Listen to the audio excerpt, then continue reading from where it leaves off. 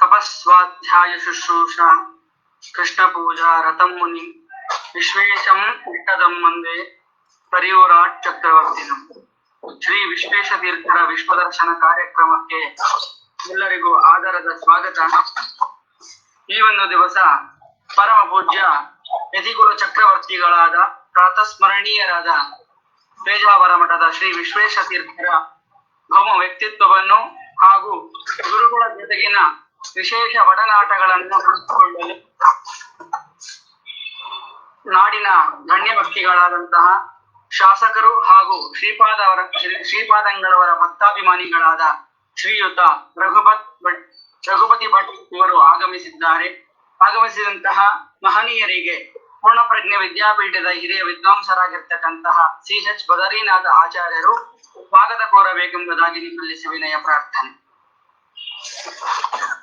ವಿದ್ಯಾಮಾನ್ಯ ರಾಜಶಿಷ್ಯಂ ರಾಷ್ಟ್ರಮಾನ್ಯ ಯತೀಶ್ವರಂ ಪ್ರಪಂಚಮಾಯಿತಂ ವಂದೇ ವಿಶ್ವೇಶ ಗುರುಶೇಖರಂ.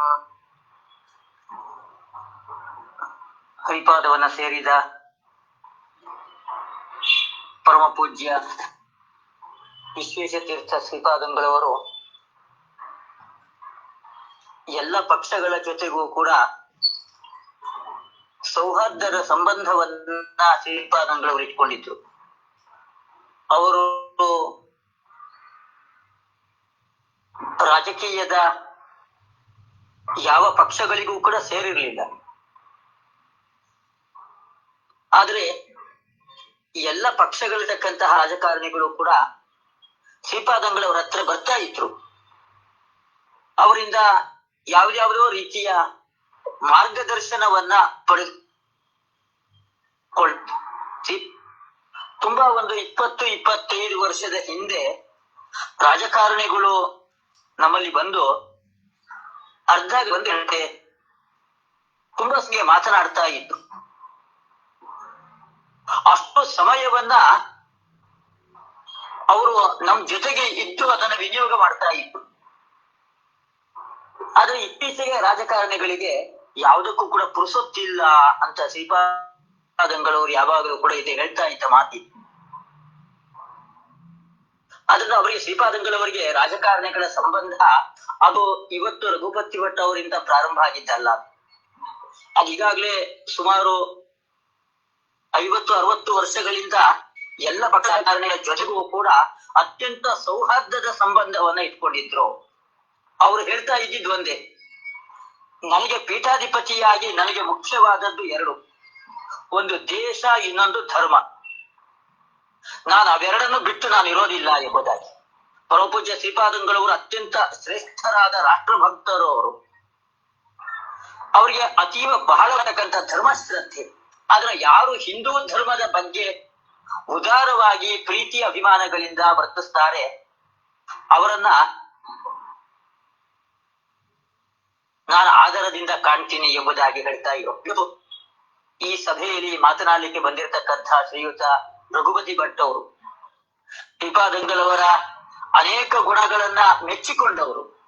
ಆದ್ರಿಂದಾಗೇನೆ ಯಾವಾಗ್ಲೂ ಕೂಡ ಶ್ರೀಪಾದಂಗಳವರ ಹತ್ರ ರಘುಪತಿ ಭಟ್ ಅವರು ಬರ್ತಾ ಇದ್ರು. ಅವ್ರಿಗೆ ಏನೇ ರಾಜಕಾರಣದಲ್ಲಿ ಏನೇ ಮುಕ್ತವಾಗಿ ಬಂದು ಶ್ರೀಪಾದಂಗಳವರ ಜೊತೆಗೆ ಚರ್ಚೆಯನ್ನ ಮಾಡ್ತಾ ಇದ್ರು. ತುಂಬಾ ಸೌಜನ್ಯದ ರಾಜಕಾರಣಿ ಅಂತಲೇ ಪ್ರಸಿದ್ಧರಾಗಿರ್ತಕ್ಕಂಥವ್ರು ಟಿ ಭಟ್ ಅವರು.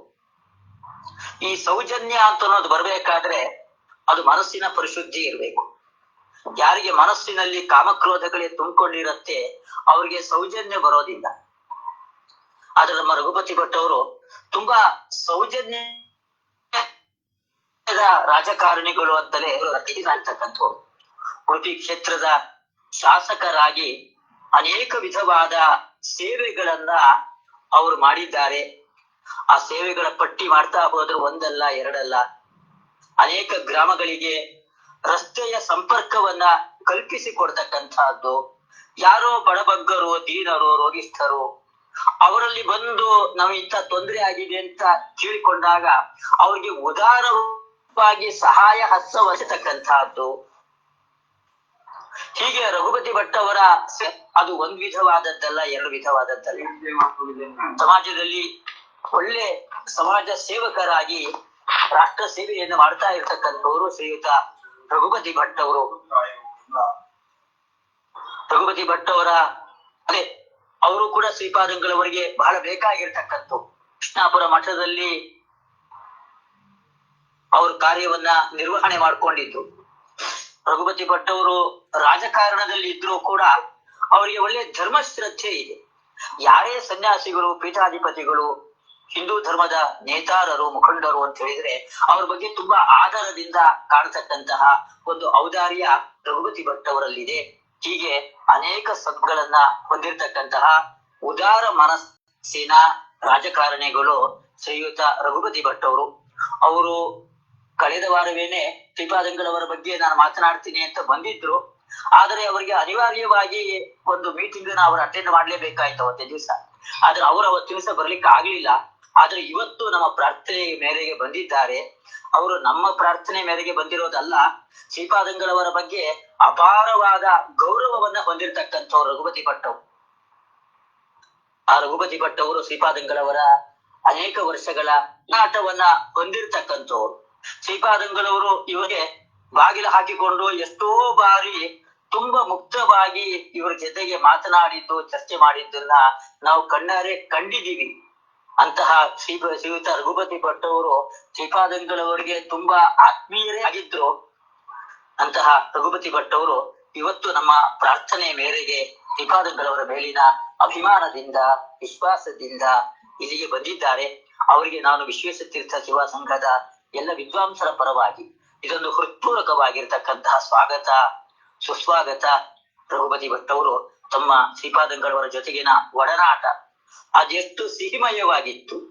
ಅವರ ಜೊತೆಯ ಒಡನಾಟದಲ್ಲಿ ಏನಾದ್ರು ಕಹಿ ಘಟನೆಗಳು ಏನಾದ್ರು ಕಂಡ್ರ ಅವರಿಂದ ಯಾವ ರೀತಿಯಾಗಿರ್ತಕ್ಕಂಥ ಸ್ಫೂರ್ತಿ ರಘುಪತಿ ಭಟ್ ಅವರಿಗೆ ದೊರೆಯಿತು, ಶ್ರೀಪಾದಂಗಳವರಲ್ಲಿ ಯಾವ ಗುಣವನ್ನ ತುಂಬಾ ಮೆಚ್ಚಿಕೊಂಡಿದ್ರು ರಘುಪತಿ ಭಟ್ ಅವರು, ಶ್ರೀಪಾದಂಗಳವರ ಜೊತೆಗಿದ್ದಾಗ ಏನೇನು ಘಟನೆಗಳು ನಡೆದಿದೆ, ಅವರ ವ್ಯಕ್ತಿತ್ವದ ವಿಕಸನ, ರಘುಪತಿ ಭಟ್ ಅವರ ವ್ಯಕ್ತಿತ್ವದ ವಿಕಾಸ ಅದು ಶ್ರೀಪಾದಂಗಳವರಿಂದಲೇ ಆಯಿತು ಅಂತ ಹೇಳಿದ್ರೆ ಅದು ತಪ್ಪಾಗಲಾರದು.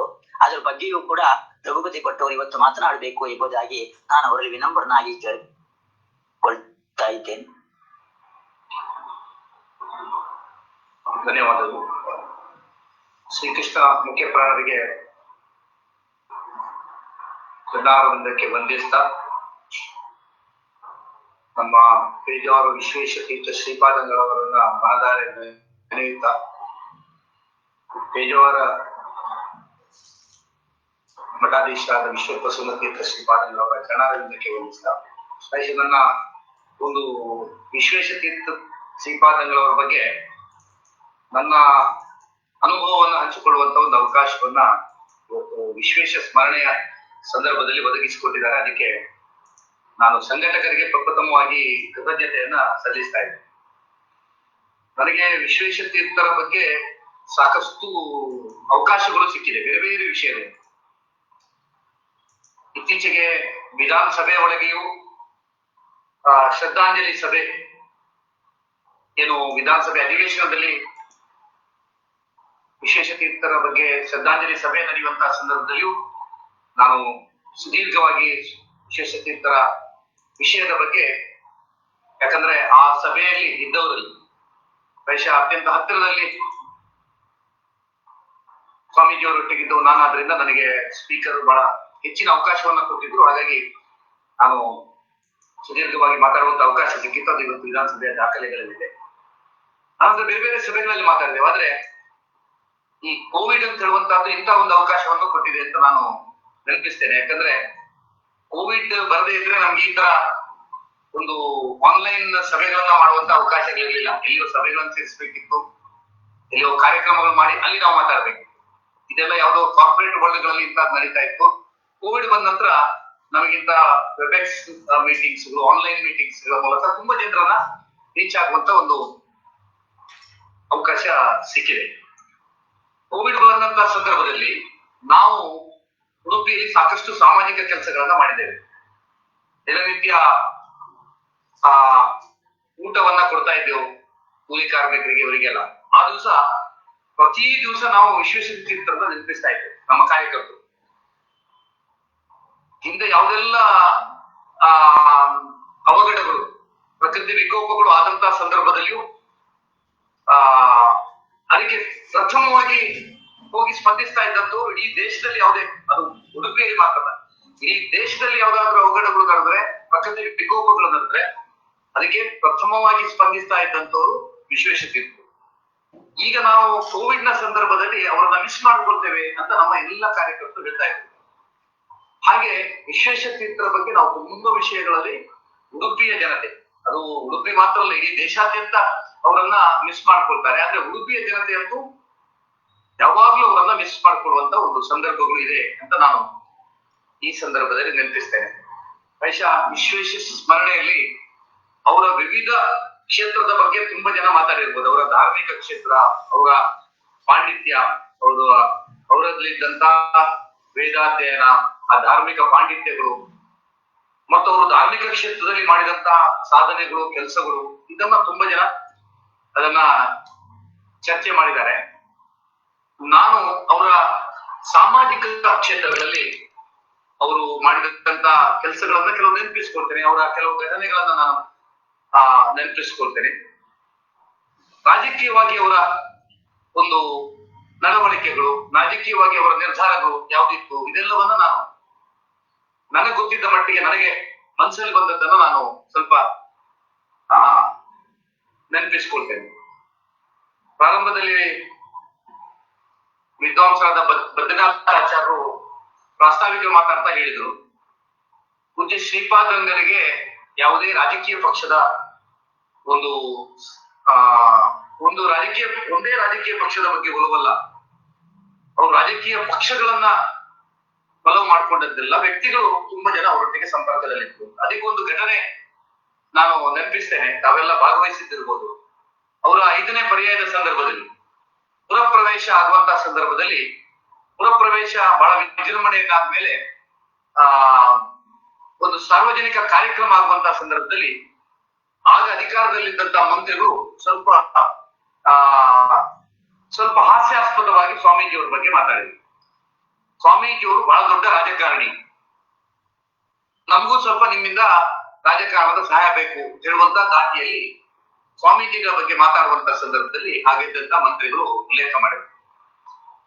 ಬಹುಶಃ ಸ್ವಾಮೀಜಿಯವರ ಪ್ರವಚನ ಆ ದಿವಸ ಟೋಟಲ್ ಇಡೀ ಅದನ್ನ ಕೇಳಿದವರಿಗೆ ಗೊತ್ತಿರ್ಬೋದು. ಅವರು ಒಂದು ಧಾರ್ಮಿಕ ಚಿಂತನೆಯನ್ನ ಕೊಡ್ಬೇಕು ಅಂತ ಯೋಚನೆ ಬಂದಿರಬಹುದು. ಆದ್ರೆ ಆ ಒಂದು ಮಾತಿನಿಂದ ಅವರಿಡೀ ಆ ದಿವಸ ಅವರ ರಾಜಕೀಯ ನಿಲುವು ಏನು, ಅವರ ಸಾಮಾಜಿಕ ನಿಲುವು ಏನು ಅಂತ ಹೇಳುವಂತದ್ದು ಬಹಳ ಸ್ಪಷ್ಟೀಕರಣವನ್ನ ಬಹಳ ಒತ್ತು ಕೊಟ್ಟು ಆ ದಿವಸ ಹೇಳಿದ್ದನ್ನ ನಾನು ಇಲ್ಲಿ ನೆನಪಿಸ್ತೇನೆ. ನೀವು ಇವತ್ತು ವೀಕ್ಷಿಸುವಂತ ಯಾರು ಎಲ್ಲ ವೀಕ್ಷಕರು ಆ ದಿವಸದ ಅವರ ಪುರಪ್ರವೇಶದ ಭಾಷಣವನ್ನ, ಸ್ವಾಮೀಜಿಯವರ ವಿಶ್ವೇಶ್ವರ ತೀರ್ಥರ ಭಾಷಣವನ್ನ ನೀವು ಮೆಲುಕು ಹಾಕೊಂಡ್ರೆ ಗೊತ್ತಾಗ್ತದೆ. ಅವರು ಹೇಳಿದಂತ ಮಾತುಗಳು, ಇಂದಿರಾ ಗಾಂಧಿಯ ಸಂಪರ್ಕ, ಇಂದಿರಾ ಗಾಂಧಿಗೆ ತುರ್ತು ಪರಿಸ್ಥಿತಿಯ ಸಂದರ್ಭದಲ್ಲಿ ಯಾವ ನಿಲುವನ್ನ ಮಾಡಿ ಅವರು ಯಾವ ವ್ಯಕ್ತಿಯನ್ನ ಮಾಡಿದ್ರು, ನಿಜಲಿಂಗಪ್ಪನವರಿಗೂ ಅವರಿಗಿದ್ದಂತ ಸಂಬಂಧಗಳು, ಇಂದಿರಾ ಗಾಂಧಿಗೂ ಅವರಿಗೂ ಇದ್ದಂತ ಒಂದು ಅವರು ಎಷ್ಟು ಇವರಿಗೆ ಗೌರವ ಕೊಡ್ತಾ ಇದ್ರು ಅಂತ ಹೇಳಿದಂತದ್ದು, ದೇವರಾಜ ಅರಸು, ಎಲ್ಲರ ಉಲ್ಲೇಖವನ್ನ ಮಾಡಿದ್ರು. ಅಂದ್ರೆ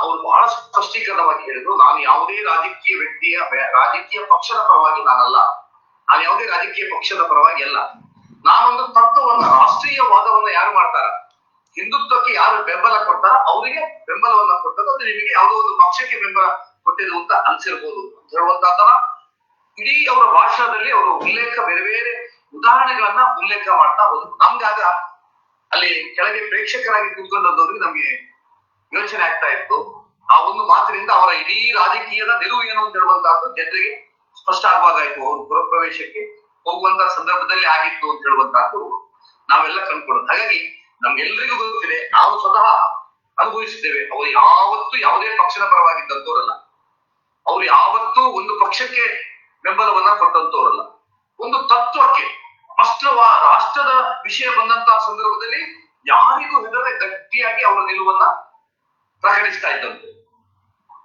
ಒಂದು ರಾಷ್ಟ್ರವಾದದ ವಿರುದ್ಧವಿದ್ದಂತಹ ರಾಜಕೀಯ ಪಕ್ಷಗಳು ಕೇಂದ್ರ ರಾಜ್ಯದಲ್ಲಿ ಆಡಳಿತಕ್ಕಿರುವಂತಹ ಸಂದರ್ಭದಲ್ಲಿಯೂ ತುರ್ತು ಪರಿಸ್ಥಿತಿ ಅಂತ ಕಾನೂನುಗಳು ಜಾರಿಗಿರುವಂತಹ ಸಂದರ್ಭದಲ್ಲಿಯೂ ತನ್ನ ಗಟ್ಟಿಯಾದಂತಹ ನಿಲುವನ್ನ ಹೇಳಿ ಧೈರ್ಯದ ನಿಲುವನ್ನ ತಗೊಂಡು ಅವರ ಪ್ರಕಟಣೆ ಮಾಡಿದಂತಹದ್ದನ್ನ ನಾವು ನೋಡಿದ್ದೇವೆ.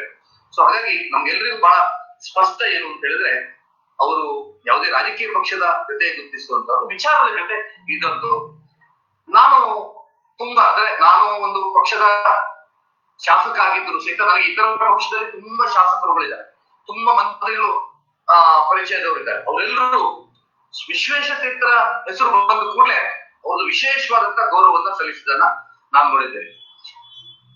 ಸಾರ್ವಜನಿಕವಾಗಿ ಅವರನ್ನ ಟೀಕೆ ಮಾಡ್ತಾ ಇದ್ದಂತ ರಾಜಕೀಯ ನಾಯಕರು ವೈಯಕ್ತಿಕವಾಗಿ ಅಂದ್ರೆ ಯಾವುದೋ ಒಂದು ಕಾರಣಕ್ಕೋಸ್ಕರ ಅವರು ಸಾರ್ವಜನಿಕವಾಗಿ ಟೀಕೆ ಮಾಡ್ತಾ ಇದ್ರು. ವೈಯಕ್ತಿಕವಾದಂತಹ ವಿಚಾರ ಬಂದಂತಹ ಸಂದರ್ಭದಲ್ಲಿ ವಿಶೇಷವಾದಂತಹ ಗೌರವವನ್ನ ಅವ್ರು ಹೊಂದಿದ್ದನ್ನ ನಾನು ನೋಡಿದ್ದೇನೆ. ಸೊ ಹಾಗಾಗಿ ಅವರೊಂದು ವಿಶೇಷವಾದಂತ ಎಲ್ಲರೂ ಅವರನ್ನ ಗುರುತಿಸುವಂತ ಒಂದು ಗುಣ ಇದ್ದದ್ದನ್ನ ನಾವು ನೋಡಿದ್ದೇವೆ.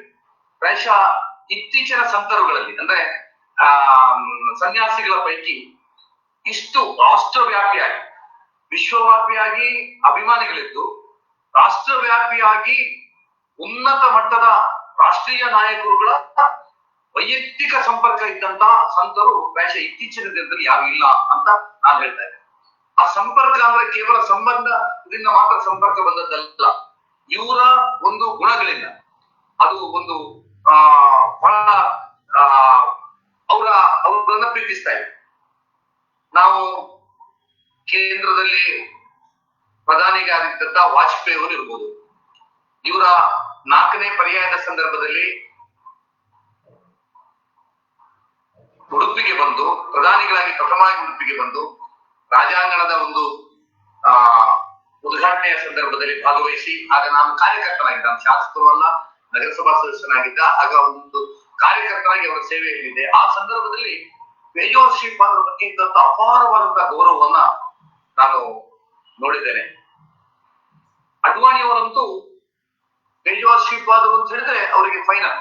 ಅವರ ಪೇಜಾವರ್ ಶ್ರೀಪಾದರ 70ನೇ ಒಂದು ಆಚರಣೆಯಲ್ಲಿ ಅವರು ಸ್ವತಃ ಡೆಲ್ಲಿಯಿಂದ ಇಲ್ಲಿ ಬಂದು ಅವರು ಭಾಗವಹಿಸಿ ಅವರ ಮಾತುಗಳನ್ನ ನಾವು ಕೇಳಿದ್ದೇವೆ, ಯಾವ ರೀತಿಯ ಸಂಬಂಧಗಳನ್ನ ಇತ್ತು ಅಂತ ಹೇಳುವಂತಾರೆ.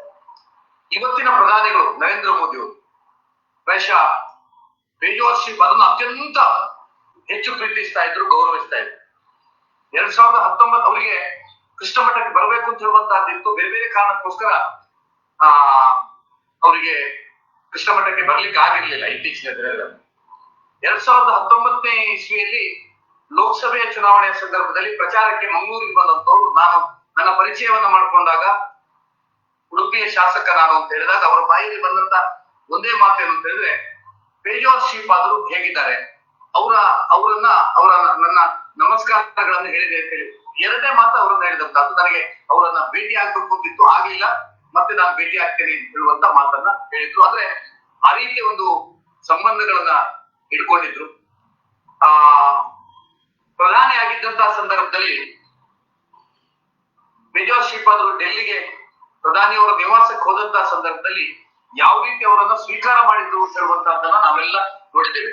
ಬಾಗಿಲಿಗೆ ಹೋಗಿ ಅವರನ್ನ ಕೈಯಲ್ಲಿ ಹಿಡ್ಕೊಂಡು ಕರ್ಕೊಂಡ್ ಬಂದು ಆ ಒಂದು ಮಗುವನ್ನ ಹೇಗೆ ಪ್ರೀತಿಸ್ತಾರ ಆ ರೀತಿ ಸ್ವಾಮೀಜಿಯವರನ್ನ ಪ್ರಧಾನಿಯ ಕಾರ್ಯಾಲಯದಲ್ಲಿ ಕುತ್ಕೊಂಡು ಸಿಟ್ಟು ಅವರನ್ನ ಆಧಾರ ಮಾಡಿದ್ದನ್ನ ನಾನು ನೋಡಿದ್ದೇನೆ. ಇನ್ನು ನೀವು ಬೇರೆ ಬೇರೆ ಪಕ್ಷದ ರಾಷ್ಟ್ರೀಯ ಪಕ್ಷ ನಾಯಕರು, ಪ್ರಣವ್ ಮುಖರ್ಜಿಯವರು ರಾಷ್ಟ್ರಪತಿಗಳಾಗಿದ್ದವರು, ಹಣಕಾಸು ಸಚಿವರಾಗಿದ್ದಂಥವ್ರು. ಅವರು ಹಣಕಾಸು ಸಚಿವರಾಗಿದ್ದಾಗ ಹಿಂದೆ ಡೆಲ್ಲಿಯಲ್ಲಿ ಕಾರ್ಪೊರೇಷನ್ ಬ್ಯಾಂಕ್ ಒಂದು ಕಾರ್ಯಕ್ರಮದಲ್ಲಿ ನಾನು ಹೋಗಿದ್ದೆ, ನಾನು ಶಾಸಕರ ನೆಲೆಯಲ್ಲಿ ಭಾಗವಹಿಸಿದ್ದೆ. ಆಗ ನಾವು ಒಟ್ಟಿಗೆ ಕೂತ್ಕೊಂಡು ಭೋಜನ ಸ್ವೀಕಾರ ಮಾಡುವಂತಹ ಸಂದರ್ಭದಲ್ಲಿ ಉಡುಪಿಯ ವಿಷಯ ಬಂದಂತಹ ಸಂದರ್ಭದಲ್ಲಿ ಪೇಜಾವರ್ ಶ್ರೀಪಾದರ ಬಗ್ಗೆ ಒಬ್ಬ ಪ್ರಣವ್ ಮುಖರ್ಜಿ ಅವರು ಹಣಕಾಸು ಸಚಿವರಾಗಿದ್ದಾರೆ, ರಾಷ್ಟ್ರಪತಿಗಳಾಗಿ ಅಲ್ಲ, ಒಂದು ಎಷ್ಟು ಗೌರವದ ಮಾತುಗಳನ್ನ ಆಡಿದ್ರು ಅಂತ ಹೇಳಿದ್ರೆ ನಮ್ಗೆ ಬಹಳ ಹೃದಯ ತುಂಬಿ ಬಂದಿತ್ತು. ಅಂದ್ರೆ ಅಂತ ರಾಷ್ಟ್ರ ಮಟ್ಟದ ನಾಯಕರುಗಳಿಗೆ ನಮ್ಮ ಸ್ವಾಮೀಜಿಗಳ ಬಗ್ಗೆ ಎಷ್ಟು ಗೌರವ ಇದೆ ಅಂತ ಹೇಳುವಂತಹದ್ದು ನಾವು ನೋಡಿದ್ದೆವು. ಈ ರೀತಿ ಯಾರೇ ಇರಲಿ, ವೀರಪ್ಪ ಮೊಯ್ಲಿ ಅವರು ಇರ್ಬೋದು, ಅಥವಾ ನಿಮ್ಮ ಇನ್ಕ್ಲೂಡಿಂಗ್ ಸಿದ್ದರಾಮಯ್ಯನವರು, ಮಾಜಿ ಮುಖ್ಯಮಂತ್ರಿಗಳು ಸಿದ್ದರಾಮಯ್ಯನವರು ವೈಯಕ್ತಿಕವಾಗಿ ಮಾತಾಡುವಾಗ ಅವ್ರ ಬಗ್ಗೆ ಅಪಾರವಾದಂತಹ ಗೌರವವನ್ನ ಇಟ್ಕೊಂಡಿದ್ರು. ಎಲ್ಲ ಪಕ್ಷಗಳು, ದೇವೇಗೌಡರು ಇರ್ಬೋದು, ಕುಮಾರಸ್ವಾಮಿ ಅವರು ಇರ್ಬೋದು, ಅಥವಾ ಇನ್ನೆಲ್ಲ ರಾಷ್ಟ್ರೀಯ ನಾಯಕರು, ನಾನು ಹೆಸರು ಹೊರಟ ಹೋದ್ರೆ ತುಂಬಾ ಆಗ್ಬೋದು, ಪ್ರತಿಯೊಬ್ಬರು ಸಹಿತ ನಮ್ಮ ಪೇಜಾವರ ಶ್ರೀಪಾದರ ಬಗ್ಗೆ ಒಂದು ವಿಶೇಷವಾದಂತ ಒಂದು ಪ್ರೀತಿಯನ್ನ, ಗೌರವವನ್ನ ಇಟ್ಕೊಂಡಂತ ನಾವು ಇತ್ತೀಚೆಗೆ ನಾವು ನಿರ್ಮಲಾ ಸೀತಾರಾಮನ್ ಅವರು ನಮ್ಮ ಈಗಿನ ಹಣಕಾಸು ಸಚಿವರು, ಆಗ ಕೇಂದ್ರದಲ್ಲಿ ರಕ್ಷಣಾ ಸಚಿವರಾಗಿದ್ದು. ನಮ್ಮ ಮಲ್ಪೆಯಲ್ಲಿ ಒಂದು ದುರ್ಘಟನೆ ನಡೆಯಿತು. ಒಂದು ಸುವರ್ಣ ತ್ರಿಭುಜ ಬೋಟ್ ನಲ್ಲಿ ಮೀನುಗಾರಿಕೆಗೆ ಹೋದಂತಹ ಸಮುದ್ರದಲ್ಲಿ ಬೋಟ್ ಕಾಣೆ ಆಯ್ತು. 7 ಜನ ಮೀನುಗಾರರು ಎಲ್ಲಿದ್ದಾರೆ ಅಂತ ಗೊತ್ತಿಲ್ಲ, ಏನಾಗಿದೆ ಅಂತ ಗೊತ್ತಿಲ್ಲ. ಆದ್ರೆ ಸಮುದ್ರದಲ್ಲಿ ಹುಡುಕ್ಲಿಕ್ಕೆ ಪೊಲೀಸರು ಹೊರಟಾಗುದಿಲ್ಲ, ನೇವಿಯಲ್ಲೇ ಆಗ್ಬೇಕು ಅಂತ ಹೇಳುವಂತಹ ಕಾರಣಕ್ಕೋಸ್ಕರ ನೇವಿಯವರು ಪ್ರಯತ್ನ ಪಟ್ಟರು, ಆಗ್ಲಿಲ್ಲ. ಕುಟುಂಬದವರು ಆತಂಕದಲ್ಲಿದ್ರು. ಸೊ ಒಂದು ದಿವಸ ಪೇಜಾವರ ಶ್ರೀಪಾದ್ರ ಹತ್ರ ಅವರನ್ನ ನಾವು ಕರ್ಕೊಳ್ಬೇಕು, ಆ ಕುಟುಂಬದವರು. ಇಲ್ಲ, ನಾನು ಏನಾದ್ರು ಮಾಡ್ತೇನೆ ಅಂತ ಹೇಳಿ ವೈಯಕ್ತಿಕವಾಗಿ ಮಾತಾಡಿದ್ರು. ಆಮೇಲೆ ಹೇಳಿದ್ರು, ನೀವು ನಿರ್ಮಲಾ ಸೀತಾರಾಮನ್ನ ಭೇಟಿಯಾಗಿ ಅಂತ ಹೇಳಿ ನಾವು ಅವರ ಸಮಯ ತಕೊಂಡು ನಿರ್ಮಲಾ ಸೀತಾರಾಮನ್ ಬೆಂಗಳೂರಿಗೆ ಬಂದಂತ ಸಂದರ್ಭದಲ್ಲಿ ಮೀನುಗಾರ ಕುಟುಂಬದೊಂದಿಗೆ ನಾನು ಭೇಟಿಯಾಗಕ್ಕೆ ಹೋಗಿದ್ದೆ, ನಾನು ಕರ್ಕೊಂಡು ಹೋಗಿದ್ದೆ. ನಾವು ವಿಷಯ ಹೇಳಿದ ನಂತರ ಹೇಳಿದ್ರೆ, ಮೇಡಮ್ ಪೇಜಾವರ ಸ್ವಾಮಿ ಅವರು ನಿಮ್ಮ ಹತ್ರ ಮಾತಾಡ್ಬೇಕು, ಫೋನ್ ನಲ್ಲಿ ಮಾತಾಡಿ ಕೊಡಿ. ಆಯ್ತು ಅಂತ ಹೇಳಿದ್ರು. ಸ್ವಾಮೀಜಿಯವರು ಹೇಳಿದ್ರು, ನೋಡಿ, ಆ ಮೀನುಗಾರರಿಗೆ ನೀವು ಸಹಾಯ ಮಾಡ್ಬೇಕು.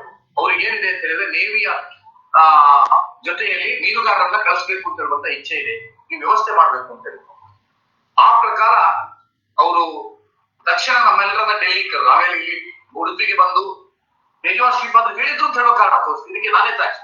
ಅವ್ರು ಹೇಳಿದ್ರು ಅಂತ ಹೇಳುವಂತ ಹೇಳಿ ಆ ಮೀನುಗಾರರ ಮನೆಗೆ ಬಂದು ರಕ್ಷಣಾ ಸಚಿವರು ಬಂದು ಅವರಿಗೆ ಸಾಂತ್ವನ ಹೇಳಿ, ಆಮೇಲೆ ಆ ಎಲ್ಲಾ ಮೀನುಗಾರರನ್ನ ಡೆಲ್ಲಿಯಲ್ಲಿ ಕರೆದು ನೇವಿಯವರ ಒಟ್ಟಿಗೆ ಸಭೆಯನ್ನ ಮಾಡಿ, ಮೀನುಗಾರರ ಜೊತೆಯಲ್ಲಿ INS ನಿರೀಕ್ಷಕರಲ್ಲಿ ಹೋಗಿ ಹುಡುಕಿ ಸ್ವರ್ಣ ತ್ರಿಭುಜದಲ್ಲಿ ಏನಾಗಿದೆ ಅಂತ ಗೊತ್ತಾಗಬೇಕು. ಅದಕ್ಕೆ ಮುಖ್ಯ ಕಾರಣ ಇದ್ರೆ ಪೇಜಾವರ ಶ್ರೀಪಾದರ ಒಂದು ಪ್ರಭಾವದಿಂದ ಅದಾಗಿದೆ.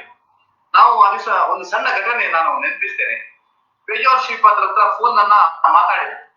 ಫೋನ್ ಇಟ್ಟ ನಂತರ ನಿರ್ಮಲಾ ಸೀತಾರಾಮನ್ ಅವರ ಭಾವನೆ ಹೇಗಿತ್ತು ಅಂತ ಹೇಳಿದ್ರೆ, ಅವರ ನನ್ನ ಫೋನನ್ನೇ ಕಣ್ಣಿಗೆ ಎರಡು ಹೀಗೆ ಒತ್ಕೊಂಡು, ಅಂದ್ರೆ ಪೇಜಾವರ ಶ್ರೀಪಾದರ ಬಗ್ಗೆ ಎಷ್ಟು ಗೌರವ ಇತ್ತು ಅಂತ ಕಣ್ಣಿಗೆ ಒತ್ಕೊಂಡು ಅವರು ಅದಕ್ಕೆ ಫೋನಿಗೆ ನಮಸ್ಕಾರ ಮಾಡಿದ್ರು. ಅಂದ್ರೆ ಪೇಜಾವರ ಶ್ರೀಪಾದರ ಬಗ್ಗೆ ಎಷ್ಟು ಗೌರವ ಇದೆ ಅಂತ ಹೇಳುವಂತ ನಾವು ನೋಡ್ಬೋದು. ಈ ರೀತಿ ಹಲವಾರು ಉದಾಹರಣೆಗಳನ್ನ ನಾವು ಪೇಜಾವರ ಶ್ರೀಪಾದರ ಒಂದು ರಾಜಕೀಯ ನಾಯಕರುಗಳ ಜೊತೆ ಸಂಬಂಧಗಳನ್ನ ಗುರುತಿಸುವಾಗ ನಾವು ಹೇಳ್ತಾ ಹೋಗ್ಬೋದು. ಇನ್ನು ಅವರ ಒಂದು ಕೊನೆಯ ಕ್ಷಣದಲ್ಲಿ ನಾವು ಅವರ ಆಸ್ಪತ್ರೆಯಲ್ಲಿ ಇದ್ದಂತ ಸಂದರ್ಭದಲ್ಲಿ ಬಂದಂತ ಜನರು, ಅದು ಎಲ್ಲಾ ದೊಡ್ಡ ದೊಡ್ಡ ಮಟ್ಟದ ಸ್ವಾಮೀಜಿಗಳಿಂದ ಹಿಡಿದು ಎಲ್ಲಾ ನಾಯಕರುಗಳು ಬಂದು ಅವರ ಬಗ್ಗೆ ಪ್ರಾರ್ಥನೆ ಮಾಡ್ತಾ ಇದ್ದದ್ದು, ಇದೆಲ್ಲವನ್ನ ನಾವು ನೋಡಿದ್ದೇವೆ. ವಿಶೇಷವಾಗಿ ಅವರ ಕಾಲದ ನಂತರ ಅವರಿಗೆ ಒಂದು ಗೌರವ ಸಿಕ್ಕಿದ್ದನ್ನ ನಾನು ಈ ಸಂದರ್ಭದಲ್ಲಿ ಶ್ರೋತೃಗಳ ಬಗ್ಗೆ ನಾನು ಹಂಚಿಕೊಳ್ಬೇಕು ಅಂತ ನನಗೆ ಅನಿಸ್ತಾ ಇದೆ. ಯಾಕಂದ್ರೆ ಇದೊಂದು ವಿಶೇಷ ಘಟನೆ. ನಾವೆಲ್ಲ ಕೇಳಿದ್ದೇವೆ, ಮಧ್ವಾಚಾರ್ಯರಿಗೆ, ವಾದಿರಾಜ ಸ್ವಾಮಿಗಳು, ಇವರೆಲ್ಲ ಮಧ್ವಾಜ ಪುಷ್ಪಕ ವಿಮಾನದಲ್ಲಿ ಅವರ ಮೇಲೆ ಕರ್ಕೊಂಡು ಹೋಗಿದ್ದಾರೆ, ಪುಷ್ಪವೃಷ್ಟಿಯಾಗಿದೆ, ಇದೆಲ್ಲ ಕಥೆಯನ್ನ ಕೇಳಿದ್ದೇವೆ. ಆದ್ರೆ ಪೇಜಾವರ ಶ್ರೀಪಾದರ ಒಂದು ಕೊನೆಯ ದಿನಗಳಲ್ಲಿ ಅವರಿಗೆ ಸಿಕ್ಕಿದಂತ ಗೌರವಗಳ ಬಗ್ಗೆ ನಾವು ಒಂದು ನೆನಪನ್ನ ಮಾಡ್ಕೊಳ್ಳೇಬೇಕೊಬ್ಬ ನಾವು. ಯಾಕಂದ್ರೆ ನಾನು ಅವರ ರಾಜಕೀಯವಾದಂತ ವಿಷಯವನ್ನು ಮಾತಾಡುವಾಗ ಈ ವಿಷಯವನ್ನು ನಾನು ಉಲ್ಲೇಖ ಮಾಡ್ಬೇಕು ಅಂತ ನನಗೆ ಅನಿಸ್ತಾ ಇದೆ. ಅವರಿಗೆ ಸೀರಿಯಸ್ ಇದೆ, ಇವತ್ತ ನಾಳೆ ಇದೆ ಅಂತ ಗೊತ್ತಾದ ತಕ್ಷಣ ನಮ್ಗೆ ಡಾಕ್ಟರ್ಸ್, ನಾನು ದಿನನಿತ್ಯ ಹೋಗ್ತಾ ಇದ್ದೆ, ಡಾಕ್ಟರ್ಸ್ ಹೇಳಿದ್ರು, ಇವತ್ತು ಅಥವಾ ನಾಳೆ ನಾವು ಡಿಕ್ಲೇರ್ ಮಾಡ್ಬೇಕಾಗ್ತದೆ, ಇನ್ನೇನು ಉಳಿದಿಲ್ಲ ಅಂತ ಹೇಳುವಂತಹ ಸಂದರ್ಭದಲ್ಲಿ ಸ್ವತಃ ಮುಖ್ಯಮಂತ್ರಿಗಳು ಕುಂದಾಪುರದಲ್ಲಿ ಬೇರೆ ಒಂದು ಬ್ರಾಹ್ಮಣ ಸಮಾಜದ ಒಂದು ಸಮ್ಮೇಳನಕ್ಕೆ ಬಂದಿದ್ರು. ನಾವಲ್ಲಿ ಹೇಳಿದೆವು, ಸರಿ ಈ ತರ ನಾಳೆ ಅವರ ಕೊನೆ ಆಗ್ತದೆ ಅಂತ ಹೇಳುವಂತ ನಿರೀಕ್ಷೆ ಇದೆ. ಹಾಗೆ ಹೇಳಿದ್ರು. ಹಾಗಿದ್ರೆ ನಾನು ಇನ್ನೊಂದು ಉತ್ತರ ಕನ್ನಡ ಕಾರ್ಯಕ್ರಮ ಉಂಟು, ಹೆಲಿಕಾಪ್ಟರ್ಲಿ ನೇರವಾಗಿ ಉಡುಪಿಯಲ್ಲಿ ಬಂದು ನಿಲ್ತೇನೆ ಅಂತ ಹೇಳಿ ರಾತ್ರಿಯೇ ಬಂದು ಉಳಿದು ರಾತ್ರಿ ದರ್ಶನ ಮಾಡಿ ಮರುದಿವಸದವರೆಗೆ ನಿಂತು ಸ್ವತಃ ಮುಖ್ಯಮಂತ್ರಿಗಳೇ ನಿಂತುಕೊಂಡು, ನಾನು ಯಾಕೆಂದ್ರೆ ಇಷ್ಟು ಗೌರವಗಳು ಯಾವುದೇ ಆ ಒಂದು ಧಾರ್ಮಿಕ ನಾಯಕರಿಗೆ ಅಥವಾ ರಾಜಕೀಯ ನಾಯಕರಿಗೂ ಸಿಕ್ಕಿದ್ದಾರೆ ಗೊತ್ತಿಲ್ಲ. ಆನಂತರ ಸ್ವಾಮೀಜಿಯವರ ಇಚ್ಛೆ ಇತ್ತು ಅಥವಾ ಮಠದ ಇಚ್ಛೆ ಇತ್ತು ಏನು ಅಂತ ಹೇಳಿದ್ರೆ ಅವರ ಬೃಂದಾವನವನ್ನ ವಿದ್ಯಾಪೀಠದಲ್ಲಿ ಮಾಡಬೇಕು ಅಂತ ಹೇಳುವಂತಹದ್ದು ನಿರ್ಧಾರ ಆಗಿತ್ತು. ಸ್ವಾಮೀಜಿಯವರು ಅದನ್ನ ಬಯಸಿದ್ರು ಅಂತ ಹೇಳುವಂತಹದ್ದು ಮಠದ ಕಡೆಯಿಂದ ಹೇಳಿದ್ರು. ಸೊ ತಕ್ಷಣ, ಯಾಕಂದ್ರೆ ಆದ ತಕ್ಷಣ ಸಂಜೆ ಒಳಗೆ ಬೃಂದಾವನ ಮಾಡಬೇಕು. ಸೊ ಹಾಗಾಗಿ ಹೆಲಿಕಾಪ್ಟರ್ ವ್ಯವಸ್ಥೆ ಆಗ್ಬೇಕು ಅಂತ ಮುಖ್ಯಮಂತ್ರಿಗಳ ನಾವೆಲ್ಲ ಕೇಳ್ಕೊಂಡೆವು. ಯಾವುದೇ ಅಂದ್ರೆ ದೇಹವನ್ನ ಅಂದ್ರೆ ಶವವನ್ನ ಹೆಲಿಕಾಪ್ಟರ್ ಅಲ್ಲಿ ಆಗುದಿಲ್ಲ ಅಂತ ಹೇಳಿದ ನಂತರ ಮುಖ್ಯಮಂತ್ರಿಗಳು ರಾಜನಾಥ್ ಸಿಂಗ್ ಆಗ ರಕ್ಷಣಾ ಸಚಿವರಾಗಿದ್ದ, ಅವ್ರ ಹತ್ರ ಮಾತಾಡಿದ ನಾನು ಅವರ ವೈಭವ ಎಷ್ಟು ಇತ್ತು ಅಂತ ಹೇಳುವಂತಹದ್ದು. ಸತ್ತಾ ಸ್ವಾಮೀಜಿಯವರನ್ನ ಬೆಂಗಳೂರಿಗೆ ಸಾಗಿಸ್ಲಿಕ್ಕೆ ಮಿಲಿಟರಿಯ ಹೆಲಿಕಾಪ್ಟರ್ ಉಡುಪಿಗೆ ಬಂದು ಅವರನ್ನ ಇಲ್ಲಿಂದ ಬೆಂಗಳೂರಿಗೆ ಸಾಗಿಸುವಂತ ವ್ಯವಸ್ಥೆ ಆಗಿರ್ಬೇಕಾದ್ರೆ ಸ್ವಾಮೀಜಿಯವರ ಒಂದು ಕೊನೆಯ ಯಾತ್ರೆ, ಅಂತಿಮ ಯಾತ್ರೆ ಎಷ್ಟು ಒಂದು ಗೌರವಿತವಾಗಿ, ಎಷ್ಟು ಒಂದು ಗೌರವಯುತವಾಗಿ ಆಗಿತ್ತು ಅಂತ ಹೇಳುವಂತಹದನ್ನ ನಾವು ನೆನಪಿಸ್ಕೊ. ಆಮೇಲೆ ಒಂದು ನಾನು ಗಮನಿಸ್ತೇನೆ, ಉಡುಪಿಯಲ್ಲಿ ಅವರಿಗೆ ಶಾಸ್ತ್ರದ ಪ್ರಕಾರ ಕೃಷ್ಣ ಮಠಕ್ಕೆ ಹೋಗುವಂತಹದ್ದು, ಮಠದಲ್ಲಿ ಆಗುವಂತಹದ್ದೆಲ್ಲ ಆದ್ಮೇಲೆ ನಾವು ಸಾರ್ವಜನಿಕರಿಗೆ ಒಂದು ಸ್ವಲ್ಪ ದರ್ಶನಕ್ಕೆ ಇರ್ಬೇಕು ಅಂತ ಹೇಳಿದಾಗ ಬೆಳಿಗ್ಗೆ 9:00 ಡಿಕ್ಲೇರ್ ಆದದ್ದು. ನಮಗೆ 1 ಗಂಟೆ ಒಳಗೆ ಅವರನ್ನು ಲಿಫ್ಟ್ ಮಾಡಿ ನಾವು ಬೆಂಗಳೂರಿಗೆ ಸಾಗಿಸ್ಬೇಕಿತ್ತು. 1 ಗಂಟೆ ಒಳಗೆ ನಾವು ಹೆಲಿಕಾಪ್ಟರ್ಗೆ ಸಾಗಿಸ್ಬೇಕಿತ್ತು. ಸಿಕ್ಕಿದಂತಹದ್ದು ಕೇವಲ ನಮ್ಗೆ 1 ಗಂಟೆ, 9:00 ನಾವು ಅನೌನ್ಸ್ ಮಾಡಿದ್ರೆ 11 ಗಂಟೆಗೆ ಅಲ್ಲಿ ಇದ್ರೆ ಸಾವಿರಾರು ಸಂಖ್ಯೆಯಲ್ಲಿ ಜನ ಅವರ ದರ್ಶನಕ್ಕೆ ಬಂದಂತಹದ್ದು. ಎಲ್ಲೆಲ್ಲ ದೊಡ್ಡ ವ್ಯಕ್ತಿ, ಅದೇ ಒಂದು ದಿವಸದ ಗ್ಯಾಪ್ ಇರ್ತದೆ, ಎಷ್ಟು ಜನ ಆಯ್ತು ಅಂತ ಹೇಳ್ಬೋದು. ಆ ನಂತರ ನಾವು ಬೆಂಗಳೂರಲ್ಲಿ ವಿದ್ಯಾಪೀಠದ ಹತ್ರ ಸಾರ್ವಜನಿಕ ದರ್ಶನ ಅಂತೂ ಅದು ಅದ್ಭುತ. ಅಷ್ಟು ದೊಡ್ಡ ಸಂಖ್ಯೆಯಲ್ಲಿ ಜನ ಯಾವುದೇ ಇಲ್ಲದೆ ಬಹಳ ಶಿಸ್ತುಬದ್ಧವಾಗಿ ಅವರ ದರ್ಶನ ಮಾಡಿದಂತಹದ್ದು. ಇದೆಲ್ಲ ಮಹಾತ್ಮರುಗಳಿಗೆ ಮಾತ್ರ ಸಾಧ್ಯವಿಟ್ರೆ ಬೇರೆಯವರಿಗೆ ಆಗ್ತದೆ ಅಂತ ನನಗನ್ಸಿದೆ. ಇನ್ನೊಂದು ನಾನು ಉಲ್ಲೇಖ ಮಾಡಬೇಕಾದಂತಹದ್ದು, ಯಾವುದೇ ರಾಜಕೀಯ ನಾಯಕರಿಗೆ, ಯಾವುದೇ ಧಾರ್ಮಿಕ ನಾಯಕರಿಗೆ ಸರ್ಕಾರದಿಂದ ಒಂದು ಸರ್ಕಾರಿ ಗೌರವ ಅಂತ ಆಗ್ತದೆ. ಅದು ಯಾವಾಗ್ಲೂ ಒಂದು ಗೌರವ, ಒಂದು ಕಡೆ ಸರ್ಕಾರಿ ಗೌರವವನ್ನ ತೋಫು ಹಾರಿಸಿ ಆಗುವಂತದ್ದು. ಆದ್ರೆ ನಮ್ಮ ಪೇಜಾವರ ಶ್ರೀಪಾದರಿಗೆ 2 ಕಡೆ ಆಗಿದೆ ಅಂತ ಹೇಳುವ ಇತಿಹಾಸ ಬೇರೆ ಯಾರಿಗೂ ಆಗಿಲ್ಲ, ಯಾವ ಮುಖ್ಯಮಂತ್ರಿಗಳು ಆಗಿಲ್ಲ. ಒಂದು ಸ್ವತಃ ಮುಖ್ಯಮಂತ್ರಿಗಳಿತ್ತು ಅಜ್ಜರಕಾಡು ಮೈದಾನದಲ್ಲಿ, ಉಡುಪಿಯ ಮೈದಾನದಲ್ಲಿ ಅವರಿಗೆ ಸರ್ಕಾರಿ ಗೌರವ ತೋಫು ಹಾರಿಸಿ ಅಲ್ಲಿ ಮುಖ್ಯಮಂತ್ರಿಗಳಿದ್ದು ಗೌರವ ಆಯಿತು. ಎರಡನೇದ್ದು ವಿದ್ಯಾಪೀಠದಲ್ಲಿ ಅವರ ಬೃಂದಾವನ ಆಗೋದಕ್ಕಿಂತ ಮೊದಲು ಅಲ್ಲಿ ಎಲ್ಲ ಗಣ್ಯರಿದ್ದುಕೊಂಡು, ಅಲ್ಲಿ ಸ್ವತಃ ಮುಖ್ಯಮಂತ್ರಿಗಳಿದ್ದುಕೊಂಡು ಅಲ್ಲಿ ಮತ್ತೊಮ್ಮೆ ಸರ್ಕಾರಿ ಗೌರವ. ನನಗೆ ಗೊತ್ತಿದ್ದ ಮಟ್ಟಿಗೆ ಯಾವುದೇ ರಾಷ್ಟ್ರಪತಿಗಳಿಗೂ, ಯಾವುದೇ ಮಾಜಿ ಪ್ರಧಾನಿಗಳಿಗೂ, ಯಾವುದೇ ಧಾರ್ಮಿಕ ನಾಯಕರುಗಳಿಗೂ 2 ಸರ್ಕಾರಿ ಗೌರವ ಸಿಕ್ಕಿದಂತ ಉದಾಹರಣೆಗಳೇ ಇವತ್ತಿಲ್ಲ. ಅದು ಸಿಕ್ಕಿದಂತಹದ್ದು ಇಡೀ ಇತಿಹಾಸದಲ್ಲಿ ಅದು ಪೇಜಾವರ ಶ್ರೀಪಾದ, ವಿಶೇಷ ತೀರ್ಥ ಶ್ರೀಪಾದಗಳವರಿಗೆ ಮಾತ್ರ ಅಂತ ಹೇಳುವಂತಹದ್ದು ನಮ್ಗೆಲ್ಲಿಗೂ ಅತ್ಯಂತ ಸಂತೋಷ. ಅದು ಪೇಜಾವರ ಶ್ರೀಪಾದರ ಒಂದು ವ್ಯಕ್ತಿತ್ವ, ಅವರ ಅಂತ ದೊಡ್ಡ ತಪಸ್ಸಿಂದಲೇ ಅಂತ ದೊಡ್ಡ ಗೌರವ ಅವರಿಗೆ ಸಿಕ್ಕಿದೆ ಅಂತ ಹೇಳುವಂತ ನಾವು ನೆನಪಿಸ್ಬೇಕಾಗ್ತದೆ. ಹಾಗಾಗಿ ಪೇಜಾವರ ಶ್ರೀಪಾದರ ಅಂತಿಮ ಸಹಿತ ಬಹಳ ಗೌರವದಿಂದ ಆಗಿದೆ. ಅವರ ವಿಷಯದಲ್ಲಿ ನಾವು ಹೇಳಬೇಕು ಅಂತಾದ್ರೆ, ನಾವು ಉಡುಪಿಯವರು ನಿಜವಾಗಿ ಪುಣ್ಯವಂತರು. ಅವ್ರು ಇರುವಂತ ಕಾಲದಲ್ಲಿ ನಮಗೆಲ್ಲ ಅವರದ್ದು ಪೂರ್ತಿಯಾಗಿ ಭಾಗವಹಿಸ್ಲಿಕ್ಕೆ 2 ಪರ್ಯಾಯ ಅವರ ಪರ್ಯಾಯದಲ್ಲಿ ಪೂರ್ತಿ ಭಾಗವಹಿಸ್ಲಿಕ್ಕೆ ಸಿಕ್ಕಿದೆ ಕಾರ್ಯಕರ್ತರಾಗಿ. ಆದ್ರೆ ಕೆಲವರಿಗೆ 4, ಕೆಲವರಿಗೆ 3, 5 ಪರ್ಯಾಯದಲ್ಲಿ ಅವ್ರ ಜೊತೆ ಇದ್ದಂತ ಕಾರ್ಯಕರ್ತರಾಗಿ ದುಡ್ದಂತವ್ರು ಇರ್ಬೋದು. ಆದ್ರೆ ನನ್ನದಂತೂ ಅನುಭವ, ಅವರ 2 ಪರ್ಯಾಯದ ಅನುಭವ ಅಂತೂ ಅದು ಅದ್ಭುತವಾದಂತಹ ಅನುಭವ. ಈ ಅವಧಿಯಲ್ಲಿ ಮೊನ್ನೆ 5ನೇ ಪರ್ಯಾಯ ಅಂತೂ ಅದೊಂದು ನಿತ್ಯೋತ್ಸವ. ಉಡುಪಿಯಲ್ಲಿ ಏನೇನು ಕಾರ್ಯಕ್ರಮ ಮಾಡಿದ್ದಾರೆ ಅಂತಿಲ್ಲ, ನಾವೇ ಊಹಿಸ್ಲಿಕ್ಕೆ ಆಗ್ತಾ ಇರ್ಲಿಲ್ಲ. ಅಂತ ದಿನನಿತ್ಯವಾಗಿ ಬೇರೆ ಬೇರೆ ಕಾರ್ಯಕ್ರಮಗಳು, ರಾಷ್ಟ್ರೀಯ ಮಟ್ಟದ ಕಾರ್ಯಕ್ರಮಗಳು ಇಲ್ಲಿ ನಡೀತಾ ಇದೆ. ಪೇಜಾವರ ಶ್ರೀಪಾದರ ಪರ್ಯಾಯ ಅಂತ ಹೇಳಿದ್ರೆ ಎಷ್ಟು ಜನ ರಾಷ್ಟ್ರೀಯ ನಾಯಕರುಗಳು ಬರುದು, ನಮ್ಗಂತೂ ಆಗ ಪುರ್ಸೊತ್ತೇ ಇಲ್ಲ. ದಿನನಿತ್ಯ ಯಾವುದಾದ್ರೂ ಒಂದು ರಾಷ್ಟ್ರೀಯ ನಾಯಕರು ಬರುದು, ಏನಾದ್ರೂ ಒಂದು ಸಭೆಗಳಾಗುದು, ನಿತ್ಯ ಸಾಂಸ್ಕೃತಿಕ ಕಾರ್ಯಕ್ರಮಗಳು, ರಾಜ್ಯಾಂಗನಂತೂ ಅದು ದಿನನಿತ್ಯ ತುಂಬಿ ತುಳುಕ್ತಾ ಇದೆ. ಒಂದು ಅವರ ಕಾಲದಲ್ಲಿ ಅದಂತ ನೆನಪಿಡುವಂತಹದ್ದು ಈ ಪರ್ಯಾಯದಲ್ಲಿ. ಧರ್ಮ ಸಂಸತ್ ಪ್ರಾಯಶಃ ಅದೊಂದು ಅದ್ಭುತ. ನಮ್ಗೆ ನಾವು ಅದರಲ್ಲಿ ಕಾರ್ಯಕ್ರಮದಲ್ಲಿ ಕಾರ್ಯಕರ್ತರಾಗಿ ಕೆಲಸ ಮಾಡಿದ್ದೇವೆ ಅಂತ ಹೇಳುವಂತದ್ದು ಬಹಳ ಅಭಿಮಾನ. ಆ ಧರ್ಮ ಸಂಸತ್ತು ಒಂದು ನಭೂತ ಅಂತ ಹೇಳುವಂತ ರೀತಿಯಲ್ಲಿ ಹಿಂದೆ ಪಲಿಮಾರ್ ಶ್ರೀಪಾದರ ಪರ್ಯಾಯದಲ್ಲಿ 2003ನೇ ಇಸ್ವಿಯಲ್ಲಿ ಒಂದು ಹಿಂದೂ ಸಮಾಜೋತ್ಸವ, ಒಂದು ಅಷ್ಟಮಠದಲ್ಲಿ ನೇತೃತ್ವದಲ್ಲಿ ಫಸ್ಟ್ ಹಿಂದೂ ಸಮಾಜೋತ್ಸವದದ್ದು ಪಲಿಮಾರ್ ಶ್ರೀಪಾದರ ಪರ್ಯಾಯದ ಸಂದರ್ಭದಲ್ಲಿ 2003ರಲ್ಲಿ ಪ್ರವೀಣ್ ಭಾಯ್ ತೊಗಾಡಿಯಾ ಬಂದು ಅದರಲ್ಲಿ ಒಂದು ಇಡೀ ಹಿಂದುತ್ವದ ಅಲೆ ಇಡೀ ಜಿಲ್ಲೆಯಲ್ಲಿ ಎದ್ದಿತ್ತು. ಸಹಸ್ರಾರು ಸಂಖ್ಯೆಯಲ್ಲಿ ಇದ್ರು, 2 ಲಕ್ಷ ಜನ ಬಂದಿದ್ರು. ಆ ನಂತರ 2016ನೇ ಇಸ್ವಿಯಲ್ಲಿ ಪೇಜಾವರ ಶ್ರೀಪಾದರ ಒಂದು 5ನೇ ಪರ್ಯಾಯದಲ್ಲಿ ಆದಂತ ಧರ್ಮ ಸಂಸತ್, ಅದು ಒಂದು ದಾಖಲೆ.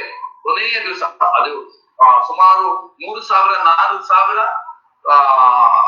ಸನ್ಯಾಸಿಗಳು, ಇಡೀ ದೇಶದಿಂದ ಸನ್ಯಾಸಿಗಳು ಬಂದು ಇಲ್ಲಿ ಉಳಿದು ಸನ್ಯಾಸಿಗಳ ಒಂದು ಗೋಷ್ಠಿಗಳು, ಧರ್ಮ ಸಂಸತ್ತು ಬಹಳ ಯಶಸ್ವಿಯಾಗಿ ಆಗಿದೆ. ನಾವು ಇವತ್ತು ಅತ್ಯಂತ ಅಭಿಮಾನದಿಂದ ಹೇಳಬೇಕಾಗಿದೆ, ಪೇಜಾವರ ಶ್ರೀಪಾದರ ಪರ್ಯಾಯದಲ್ಲಿಯೇ ನಮ್ಮ ರಾಮ ಜನ್ಮಭೂಮಿಯ ನಿರ್ಧಾರಗಳಾದಂತ ಹಿಂದಿನವರ ಪರ್ಯಾಯದಲ್ಲಿ ಅಂದ್ರೆ 3ನೇ ಪರ್ಯಾಯದಲ್ಲಿ ಪ್ರಾಯಶಃ ಅದೇ ರೀತಿ ಧರ್ಮ ಸಂಸತ್ತು ಮಾಡಿ ಅಲ್ಲಿ ನಿರ್ಣಯ ಮಾಡಿ ಅಯೋಧ್ಯೆಯ ರಾಮ ಮಂದಿರದ ಗೇಟ್ ಅನ್ನ ಸಾರ್ವಜನಿಕರಿಗೆ ತೆಗಿಬೇಕು ಅಂತ ಹೇಳುವಂತ ನಿರ್ಣಯವನ್ನ ಮಾಡಿ ಅದನ್ನ ರಾಜೀವ್ ಗಾಂಧಿ ಅವರಿಗೆ ಕೊಟ್ಟು ನಿರ್ಣಯ.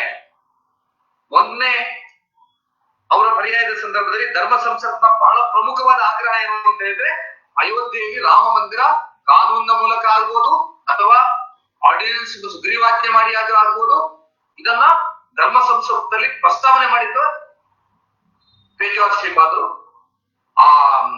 ಆದ್ರೆ ಅವರ ಆ ಧರ್ಮ ಸಂಸತ್ತಲ್ಲಿ ಅವರ ಪರ್ಯಾಯಗಳಾದಂತಹ ನಿರ್ಣಯ ಆನಂತರ ರಾಮನ ಪರ್ಯಾಯ ಪಲಿಮಾರ್ ಶ್ರೀಪಾದರ ಪರ್ಯಾಯದ ಸಂದರ್ಭದಲ್ಲಿ ಇವತ್ತು ರಾಮ ಜನ್ಮಭೂಮಿಗೆ ಶಿಲಾನ್ಯಾಸ ಆಗುವಂತ ಒಂದು ಸುಯೋಗವನ್ನ ನಾವೆಲ್ಲ ನಮ್ಮ ಜೀವಿತ ಕಾಲದಲ್ಲಿ ನೋಡಿದ್ದೇವೆ ಅಂತ ಹೇಳುವಂತಹದ್ದೇ ಬಹಳ ಸಂತೋಷ.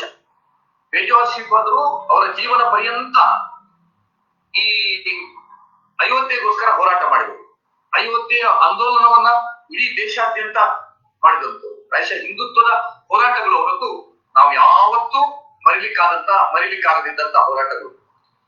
ಆ ಅಯೋಧ್ಯೆಯ ಹೋರಾಟ ಅದು ನಮ್ಗೆ ಒಂದು ಮನಸ್ಸಿನಲ್ಲಿ ದುಃಖ ಏನು ಅಂತ ಹೇಳಿದ್ರೆ, ಆ ಶಿಲಾನ್ಯಾಸ ಆಗುವಂತಹ ಸಂದರ್ಭದಲ್ಲಿ ಪೇಜಾವರ ಶ್ರೀಪಾದರು ಇರ್ಲಿಲ್ಲ ಅಂತ ಹೇಳುವಂತಹದ್ದು. ಆದ್ರೆ ಅದೆಲ್ಲದಕ್ಕಿಂತ ಸಂತೋಷ ಏನು ಅಂತ ಕೇಳಿದ್ರೆ, ಪೇಜಾವರ ಶ್ರೀಪಾದರ ಇಚ್ಛೆ ಅಂತೆ ಅವರು ಬದುಕಿರುವಾಗ್ಲೇ ಅವರು ಜೀವಂತ ಕಾಲದಲ್ಲೇ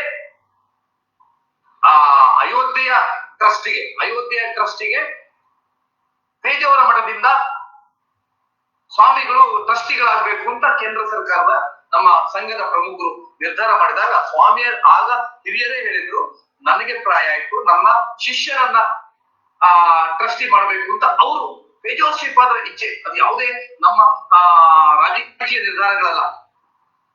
ನಮಗೆ ಸಂತೋಷ ಏನು ಅಂತ ಹೇಳಿದ್ರೆ, ಪೇಜಾವರ ಶ್ರೀಪಾದರ ಅತ್ಯಂತ ನಾವು ನೋಡಿದಂತ ಶಿಷ್ಯರುಗಳ ಪೈಕಿ ಅತ್ಯಂತ ಶ್ರದ್ಧೆಯಿಂದ ಅತ್ಯಂತ ತಾಳ್ಮೆಯಿಂದ ಅಷ್ಟು ಸುದೀರ್ಘ ಅವಧಿ ಪೇಜಾವರ ಶ್ರೀಪಾದರ ಶಿಷ್ಯನಾಗಿ ಸೇವೆ ಮಾಡಿದಂತ ಶಿಷ್ಯನಿಗೆ ಅಯೋಧ್ಯೆ ಟ್ರಸ್ಟ್ ನ ಒಬ್ಬ ಟ್ರಸ್ಟಿ ಆಗುವಂತ ಒಂದು ಅವಕಾಶ ಸಿಕ್ಕಿದ್ರೆ ಅದು ಪೇಜಾವರ ಶ್ರೀಪಾದರ ಹಿರಿಯ ಶ್ರೀಪಾದ ವಿಶ್ವೇಶತೀರ್ಥ ಶ್ರೀಪಾದರ ಒಂದು ಅವರ ಜೀವನ ಪರ್ಯಂತದ ಆ ತ್ಯಾಗ, ಆ ಒಂದು ಅಯೋಧ್ಯೆಗೆ ಹೋರಾಟಕ್ಕೆ ಪ್ರತಿಫಲ ಅಂತ ನಾನು ಭಾವಿಸ್ತಾ ಇದ್ದೆ.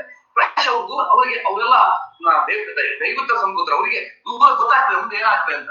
ಮುಂದೆ ವಿಶ್ವಪ್ರಸನ್ನ ತೀರ್ಥರು ಇದನ್ನ ಮುಂದೆ ತಗೊಂಡು ಹೋಗುವಂತ ಶಕ್ತಿ ಇದೆ ಅಂತ ಗೊತ್ತಾಗಿ ಅವರನ್ನ ಪೀಠದಲ್ಲಿ ಅಯೋಧ್ಯೆ ಟ್ರಸ್ಟಿ ಮಾಡುವಂತ ಒಂದು ನಿರ್ಧಾರವನ್ನ ಮಾಡಿ ಇವತ್ತಿಗೂ ಅದು ಆಗಿದೆ.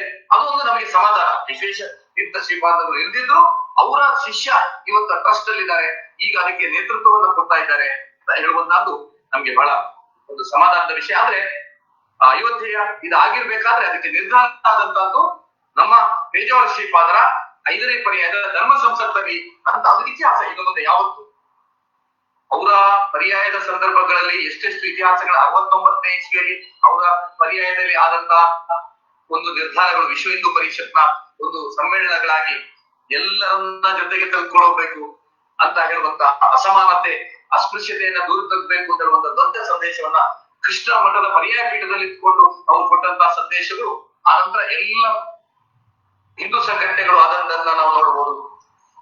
ಅವರ ಮೊನ್ನೆ ಪರ್ಯಾಯದಲ್ಲಿ ಸಂಸ್ಕೃತ ಸಮ್ಮೇಳನ, ರಾಷ್ಟ್ರೀಯ ಸಂಸ್ಕೃತ ಸಮ್ಮೇಳನ ಆದಂತಹದ್ದು ನಮ್ಗೆಲ್ರಿಗೂ ಒಂದು ಧನ್ಯತಾ ಭಾವ. ಆಮೇಲೆ ಅದರಲ್ಲಿ ಕಾರ್ಯಕರ್ತರಾಗಿ ಕೆಲಸ ಮಾಡಿದಂತು ಇಡೀ ದೇಶದಲ್ಲಿ ಸಂಸ್ಕೃತ ಭಾರತಿ ಏನಿದೆ ಅಂತ ಹೇಳುವಂತ ವಿಶ್ವರೂಪವನ್ನ ನಾವು ನೋಡಿದ್ವಿ. ಸಣ್ಣ ಸಣ್ಣ ಮಕ್ಕಳು ಸಂಸ್ಕೃತವನ್ನ ಮಾತಾಡುವಂತಹದ್ದು, ಸಂಸ್ಕೃತದ ಬಗ್ಗೆ ಚರ್ಚೆ, ಇದು ಸಂಸ್ಕೃತ ಸಮ್ಮೇಳನ ಅವರು ಇಲ್ಲಿ ಮಾಡಿರುವಂತಹ ಒಂದು ನಿರ್ಧಾರವನ್ನ ಮಾಡಿ ಅದಕ್ಕೆ ನೇತೃತ್ವವನ್ನ ಕೊಟ್ಟದ್ರಿಂದ ನಮ್ಗೆ ಆ ಸಂಸ್ಕೃತ ಸಮ್ಮೇಳನವನ್ನು ನೋಡುವಂತ ಅವಕಾಶ ಸಿಕ್ಕಿತ್ತು. ಇನ್ನು ವನವಾಸಿ ಕಲ್ಯಾಣ ಅಂತ ಹೇಳುವಂತ ಒಂದು ಪರಿಶಿಷ್ಟ ಪಂಗಡದವರು ಯಾರು ಅವರು ಬುಡಕಟ್ಟು ಜನಾಂಗದವರ ಒಂದು ದೊಡ್ಡ ಸಮ್ಮೇಳನ, ಪ್ರಾಯಶಃ ರಾಷ್ಟ್ರೀಯ ಮಟ್ಟದ ಸಮ್ಮೇಳನ ಅವರ ಪರ್ಯಾಯದ ಸಂದರ್ಭದಲ್ಲಿ, ಅವರ 5ನೇ ಪರ್ಯಾಯದ ಸಂದರ್ಭದಲ್ಲಿ ಆದಂತಹದ್ದು. ಇದೆಲ್ಲ ನಮಗೆ ಒಂದು ನೆನಪು ಅಂತ ನಾನು ಭಾವಿಸ್ತಾ ಇದ್ದೇನೆ. ಸೊ ಹಾಗೆ ಅದರ ಕಾರ್ಯಕರ್ತರಾಗಿ ನಾವು ಕೆಲಸ ಮಾಡಿದಂತಹದ್ದು ನಮ್ಗೆಲ್ರಿಗೂ ಬಹಳ ಸಂತೋಷದ ವಿಷಯ ಅಂತ ನಾನು ಭಾವಿಸ್ತಾ ಇದ್ದೇನೆ. ನಮ್ಗೆಲ್ಲ ಅಭಿಮಾನ. ಇವತ್ತಿಗೂ ನಾವು ವಿಶ್ವೇಶ್ವರ ತೀರ್ಥರು ಇಲ್ಲ ಅಂತ ನಾವ್ ಯಾರು ಭಾವಿಸ್ತಾ ಇಲ್ಲ, ನಾವೆಲ್ಲ ನಮ್ಮ ವೈಯಕ್ತಿಕವಾಗಿ. ಯಾಕಂದ್ರೆ ಅವರು ಉಡುಪಿಯಲ್ಲಿದ್ದದ್ದು ಕಡಿಮೆ, ಅವರು ನಿತ್ಯ ಸಂಚಾರಿ. ಒಂದು ದಿವಸ ಡೆಲ್ಲಿಯಲ್ಲಿದ್ರೆ ಮರು ದಿವಸ ಅದೇ ದಿವಸ ಮಧ್ಯಾಹ್ನ ಮೆಡ್ರಾಸ್ ಅಲ್ಲಿ ಇರ್ತಿದ್ರು, ನೆಕ್ಸ್ಟ್ ಡೇ ಉಡುಪಿಗೆ ಬಂದು ಒಂದು ಜಲ ಪ್ರವಾಸ ಆಗುವಂತ ಅವರ ಕೊನೆಯ ಪ್ರವಾಸವನ್ನು ನೀವು ನೋಡಿ. ಅವರು ತಿರುಪತಿಯಿಂದ ಬಂದಂತವರು ಬೆಂಗಳೂರಲ್ಲಿ ವಿದ್ಯಾಪೀಠಕ್ಕೆ ಬಂದು ಅಲ್ಲಿಂದ ಹೊರಟು ಹಾಸನ ಮೂಲಕ ಅಲ್ಲಿ ಕಾರ್ಯಕ್ರಮಗಳನ್ನ ಮಾಡಿ ಸಂಜೆ ರಾಮಕುಂಜದಲ್ಲಿ ಅವರು ಹುಟ್ಟಿದ ಊರಿನ ಶಾಲೆಯ ಒಂದು ಕಾರ್ಯಕ್ರಮದಲ್ಲಿ ಭಾಗವಹಿಸಿ ಅಲ್ಲಿಂದ ಕುಂಜಾರಗಿರಿಯಲ್ಲಿರುವಂತಹ ಅವರ ಒಂದು ಶಾಲೆ, ಅವರೇ ಇದ್ದಂತಹ ಶಾಲೆಯ ಒಂದು ಕಾರ್ಯಕ್ರಮದಲ್ಲಿ ಭಾಗವಹಿಸಿ ಕೊನೆಯ ಪ್ರವಚನ ಅವರದ್ದು ಅವರೇ ಇಚ್ಛೆ ಪಡುವಂತ, ಅವರೇ ಕಟ್ಟಿಸಿದಂತ ರಾಜಾಂಗಣದಲ್ಲಿ, ಅವರ ಬಹಳ ನಿರೀಕ್ಷೆಯ ಒಂದು ರಾಜಾಂಗಣದಲ್ಲಿ ಅವರ ಪ್ರಾಯಶಃ ಅವರ ಜೀವನದ ಕೊನೆಯ ಪ್ರವಚನವನ್ನ ರಾಜಾಂಗಣದಲ್ಲಿ ಮಾಡಿ ಅವರು ಆ ನಂತರ ಮಠಕ್ಕೆ ಹೋದಂತವ್ರು ಒಂದು ದಿವಸ ಆಸ್ಪತ್ರೆಗೆ ಹೋಗಿದ್ದಾರೆ. ಅಂದ್ರೆ ಅವರ ಪ್ರವಾಸಗಳನ್ನ ನಾವು ನೋಡ್ತಾ ಇದ್ರೆ ಇದೆಲ್ಲ ಅವರಿಗೆ ನನಗನ್ಸ್ತಾ ಇದೆ ಅವರಿಗೆಲ್ಲ ಗೊತ್ತಿದ್ದೇ ಆದಂತಹದ್ದು ಅಂತ ನಾವು ಯೋಚನೆ ಮಾಡ್ಬೇಕು. ಅವರ ಪ್ರವಾಸಗಳನ್ನ ನಾವು ನೋಡಿದ್ರೆ ನಮಗೆ ಆಶ್ಚರ್ಯ ಆಗ್ತಿತ್ತು. ಆ ಪ್ರಾಯದಲ್ಲಿ ಅಂತ ಒಮ್ಮೆ ಬೆನ್ನು ಇದಾಗಿ ರೆಸ್ಟ್ ತಗೊಳ್ತಾ ಇದ್ರು, ನಾವು ಇನ್ನಾದ್ರೂ ರೆಸ್ಟ್ ತಗೊಳ್ತಾರ ಅಂತ ಹೇಳ್ತಾ ಇದ್ರು. ಅದು ಮುಗಿದ ನಂತರವೂ ನಿರಂತರವಾದಂತ ಪ್ರವಾಸಗಳನ್ನ ಮಾಡ್ತಾ ಇದ್ರು.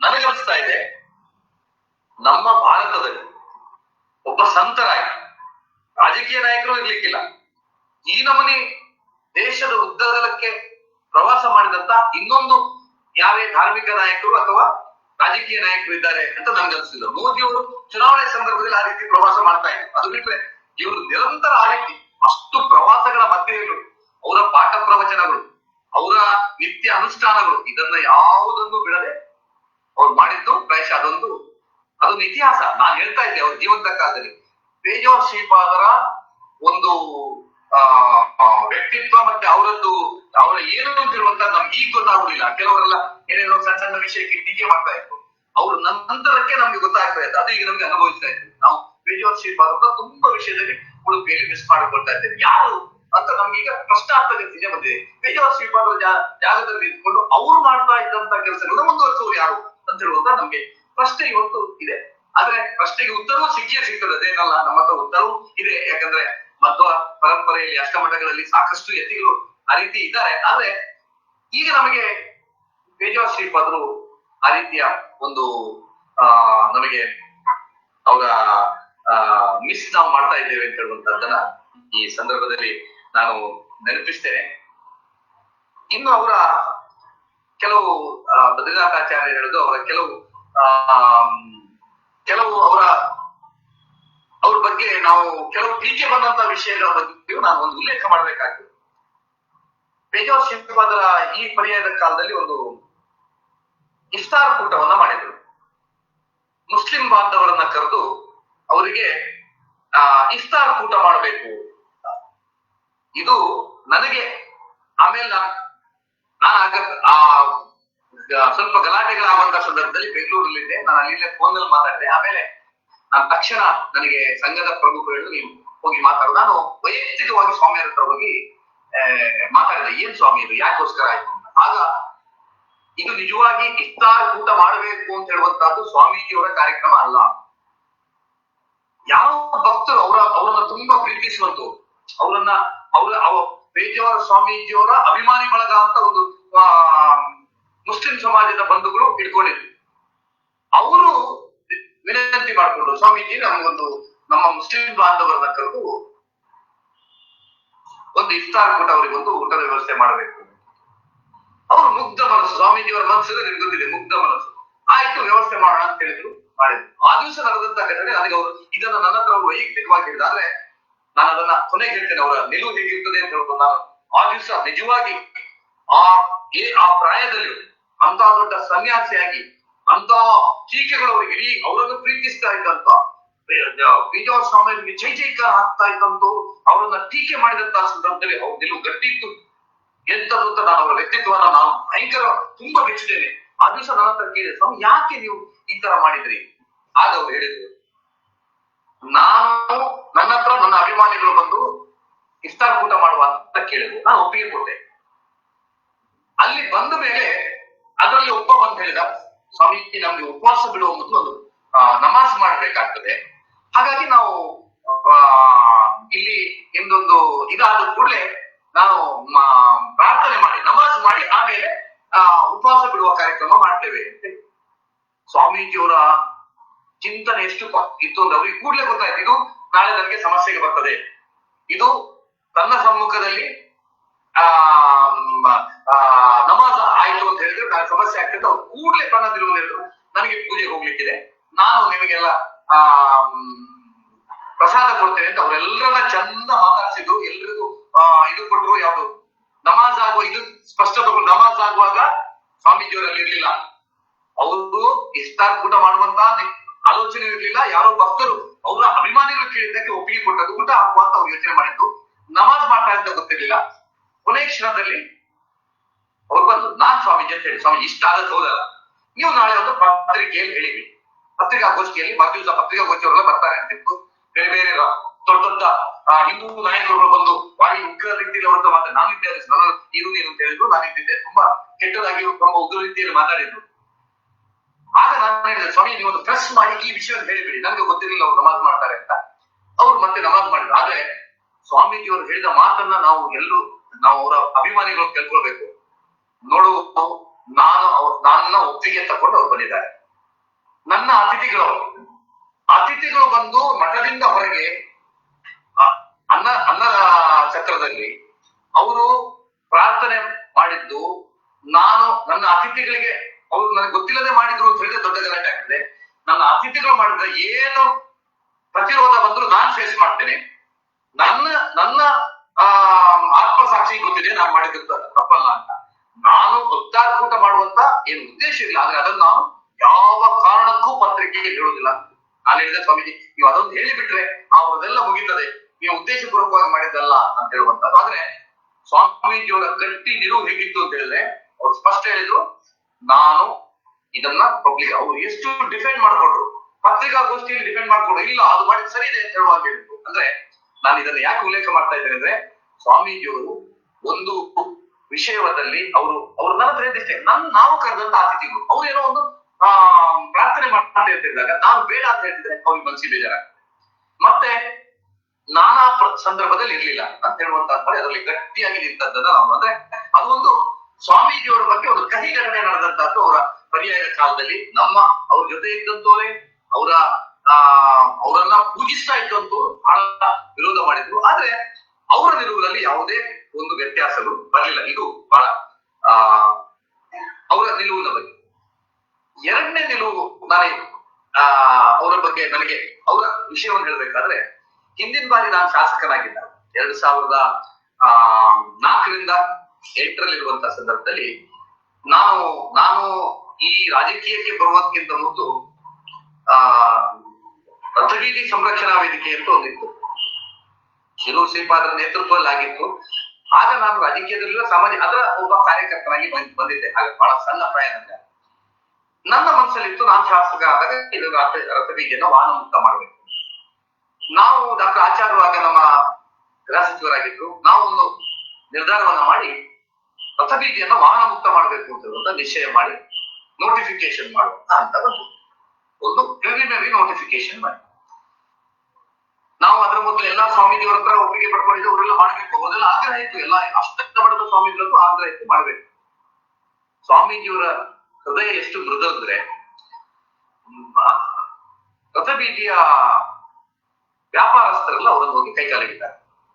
ಸ್ವಾಮಿ, ವಾಹನ ಮುಕ್ತ ಆದ್ರೆ ನಮ್ಗೆ ಸಮಸ್ಯೆ ಆಗ್ತದೆ, ನಮ್ಗೆ ವ್ಯಾಪಾರಕ್ಕೆ ತೊಂದರೆ ಆಗ್ತದೆ. ನೀವು ಕನಕದಾಸ ರಸ್ತೆಯಿಂದ ಬರುವಾಗೆ ಮಾಡಿ ತೆಂಗುಪೇಟೆಯಿಂದ ಹೊರಗೆ ಹೋಗುವಾಗೆ ವಾಹನ ನಿಲ್ಲಿಸುವುದು ಬೇಕಾದ್ರೆ ವಾಹನ ಪ್ರವೇಶಕ್ಕೆ ತಪ್ಪು ಇಡಬೇಕು ಅಥವಾ ಸಮಯ ಮಾಡಿ ಹಾಗೆ ವಾಹನ ಮುಕ್ತ ಆಗ್ಬೇಕು ಅಂತ ಆಗ್ರಹ ಮಾಡಿದಂತ ಪೇಜಾವರ ಸ್ವಾಮಿ ಅವರಿಗೆ ಭರವಸೆ ಕೊಡ್ತಾರೆ. ಆಯ್ತು, ನಾನು ಶಾಸಕರನ್ನ ಕರೆದು ಮಾತಾಡ್ತೇನೆ, ನನ್ಗೊಂದು ದಿವಸ ಕರೆಸಿದ್ರು. ಮಠಕ್ಕೆ ಬಂದಾಗ ಹೇಳುದು, ಈಗ ವಾಹನ ಮುಕ್ತದ್ದು ಏನ್ ಮಾಡೋದು, ಎಲ್ಲ ಬಂದಿದ್ದಾರೆ, ಈಗ ಸ್ವಲ್ಪ ಚೇಂಜ್ ಮಾಡುವುದ, ಈಚಿಂದ ಬಂದು. ನಾನು ಹೇಳಿದೆ, ಸ್ವಾಮಿ, ನೋಟಿಫಿಕೇಶನ್ ಆಗುವ ಹಂತದಲ್ಲಿದೆ, ಈಗ ನಾವು ಬದಲಾವಣೆ ಮಾಡಿದ್ರೆ ಮತ್ತೆ ಅದು ಜೀವಮಾನದಲ್ಲಿ ರಥಬೀದಿ ವಾಹನ ಮುಕ್ತ ಮಾಡ್ಲಿಕ್ಕೆ ಆಗುದಿಲ್ಲ. ಕೃಷ್ಣ ಮಠದ ಭದ್ರತೆಯ ದೃಷ್ಟಿಯಿಂದ, ಕೃಷ್ಣ ಮಠದಲ್ಲಿ ಒಂದು ಧಾರ್ಮಿಕವಾದಂತಹ ವ್ಯವಸ್ಥೆಯ ದೃಷ್ಟಿಯಿಂದ ರಥ ಎಳೆಯುವಾಗ ಇದಾಗುವಾಗ ಇಂಚೆಲ್ಲ ಎಷ್ಟು ಬ್ಲಾಕ್ ಆಗ್ತಿತ್ತು, ರಥಕ್ಕೆ ಕಾಲು ಪಾಸದ್ದನ್ನ ನಾವು ನೋಡಿದೆವು. ಹಾಗಾಗಿ ಅದಕ್ಕೆ ನೀವು ದಯವಿಟ್ಟು ಮಾಡಬಾರ್ದು. ಬಹಳ ನನಗೆ ಒತ್ತಾಯ ಮಾಡಿ ಶುರು ಮಾಡಿ, ಇಲ್ಲ ಏನಾದ್ರು ನೀವು ಇದು ಮಾಡ್ಬೇಕು. ನಾನು ಹೇಳಿದೆ, ಸ್ವಾಮೀಜಿ, ಅಲ್ಲ ನನಗೆ ತುಂಬಾ, ನೀವು ದಯವಿಟ್ಟು ನೀವು ಒಪ್ಪಿಗೆ ತಗೊಂಡೇ ಮಾಡಿದಂತಹದ್ದು, ನೀವು ಇದನ್ನ ಪ್ರಾರ್ಥನೆ ಮಾಡ್ಕೊಳ್ಬೇಕಾಯ್ತು ನಾವು ಕರೆಯುತ್ತೇವೆ. ಅಂದ್ರೆ ಅಷ್ಟು, ಅಂದ್ರೆ ಯಾರಿಗಾದ್ರೂ ಕಷ್ಟದಾಗ್ತದೆ ಅಂತ ತಕ್ಷಣ ಅವರ ನಿಲುವನ್ನ ಬದಲಾವಣೆ ಮಾಡುವಂತ ಸ್ವಾಮೀಜಿಯವರು, ಅಂದ್ರೆ ಅವರ ಅಂತಃಕರಣ ಆ ರೀತಿ ಅಂತ. ಇನ್ನೊಂದು ನಾನು ಅವರ ಬಗ್ಗೆ ಹೇಳಬೇಕಾದ, ಅವರ ಒಂದು ಸಾಮಾಜಿಕ ಹೋರಾಟ. ಸ್ವಾಮೀಜಿಯವರು ಎಲ್ಲೇ ಅನ್ಯಾಯ ಯಾರಿಗೆ, ಅದು ಊರಿಗೆ ಒಳ್ಳೇದಾಗುವಂತ ವಿಷಯ, ಅದು ಯಾರಾದ್ರೂ ಪಾಪದವರಿಗೆ ಅನ್ಯಾಯ ಆಯ್ತು ಅಂತ ಹೇಳಿದ್ರೆ ಫಸ್ಟ್ ಸ್ಪಂದಿಸುವಂತವರು ವಿಶ್ವೇಶತೀರ್ಥ ಶ್ರೀಪಾದ. ಇದನ್ನು ನೀವು ನೋಡಿ, ಕೈಗಾ ಹೋರಾಟದಿಂದ ಹಿಡಿದು ಉತ್ತರ ಕರ್ನಾಟಕ ಭಾಗದಲ್ಲಿ ಕೈಗಾ ಬಂದಾಗ ಶಿವರಾಮ್ ಕಾರಂತರೆಲ್ಲ ಹೋರಾಟ ಮಾಡ್ತಾ ಇರುವಂತಹ ಸಂದರ್ಭದಲ್ಲಿ ಪೇಜಾವರ ಶ್ರೀಪಾದಲ್ಲಿ ಮುಂಚೂಣಿ ಇದ್ದಾರೆ.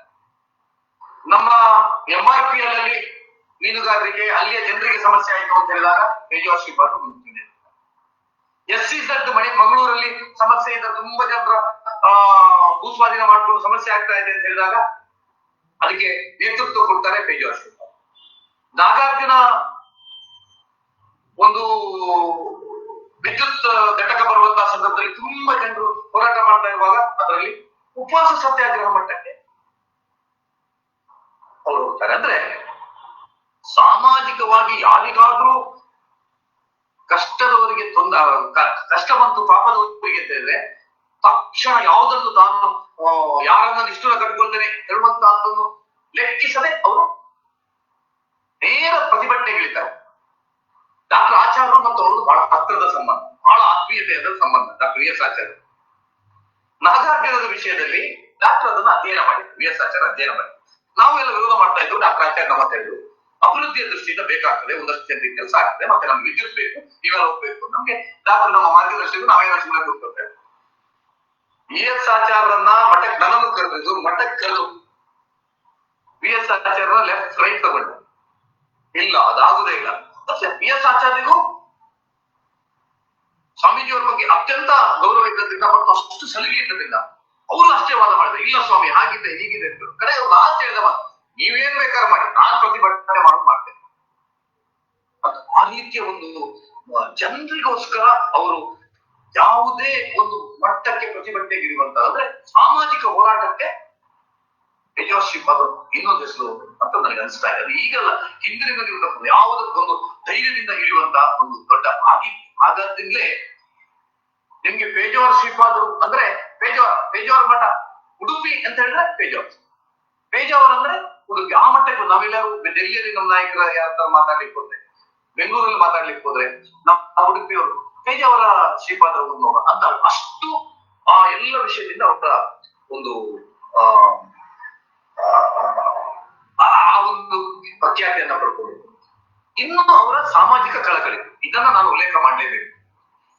ನಾನೀಗ ಹೇಳಿದೆ, ಕೋವಿಡ್ ಬಂದಾಗ ನಾವು ಅವ್ರನ್ನು ಮಿಸ್ ಮಾಡ್ತಾ ಇದ್ವಿ. ನೀವು ಎಲ್ಲಿಯೇ ಸುನಾಮಿ ಬರಲಿ, ಎಲ್ಲಿಯೇ ಪ್ರಕೃತಿ ವಿಕೋಪ ಆಗಲಿ, ಯಾವುದೇ ಚಂಡಮಾರುತ ಬರಲಿ, ಇಡೀ ದೇಶದಲ್ಲಿ ಯಾವುದೇ ಸಮಸ್ಯೆಗಳು, ನೆರೆ, ಯಾವುದೇ ಬರ, ಯಾವುದೇ ಬಂದ್ರು ಅದಕ್ಕೆ ಫಸ್ಟ್ ಧಾವಿಸುವಂತವರು ಪೇಜಾವರ ಶ್ರೀಪಾದ. ಕೂಡ್ಲೆ ಅವರನ್ನ ಅದಕ್ಕೊಂದು ಸಮಿತಿ ರಚನೆ ಮಾಡಿ ಅವರಿಗೆ ಮನೆ ಕಟ್ಸಿ ಕೊಡುವ, ಅವ್ರಿಗೆ ಏನ್ ಬೇಕಾ ನೇರವಾಗಿ ಧುಮುಕುವಂತ. ಅಂದ್ರೆ ಇಡೀ ನಮ್ಮ ಭಾರತದಲ್ಲಿ ಧಾರ್ಮಿಕ ನಾಯಕರುಗಳ ಪೈಕಿ ಪ್ರಥಮವಾಗಿ ಸಾಮಾಜಿಕ ಸಮಸ್ಯೆಗಳಾದಂತಹ ಸಂದರ್ಭದಲ್ಲಿ ಸ್ಪಂದಿಸ್ತಾ ಇರುವಂತೂ ವಿಶ್ವೇಶ್ವರ. ಇದಕ್ಕೆ ಎರಡು ಮಾತೇ ಇಲ್ಲ, ಅದನ್ನ ಎಲ್ಲ ನಾಯಕರು ಹೋಗ್ತಾರೆ. ಅಂದ್ರೆ ಆ ರೀತಿ ಒಂದು ಸಾಮಾಜಿಕ ಕಳಕಳಿ ಅವರಿಗೆ.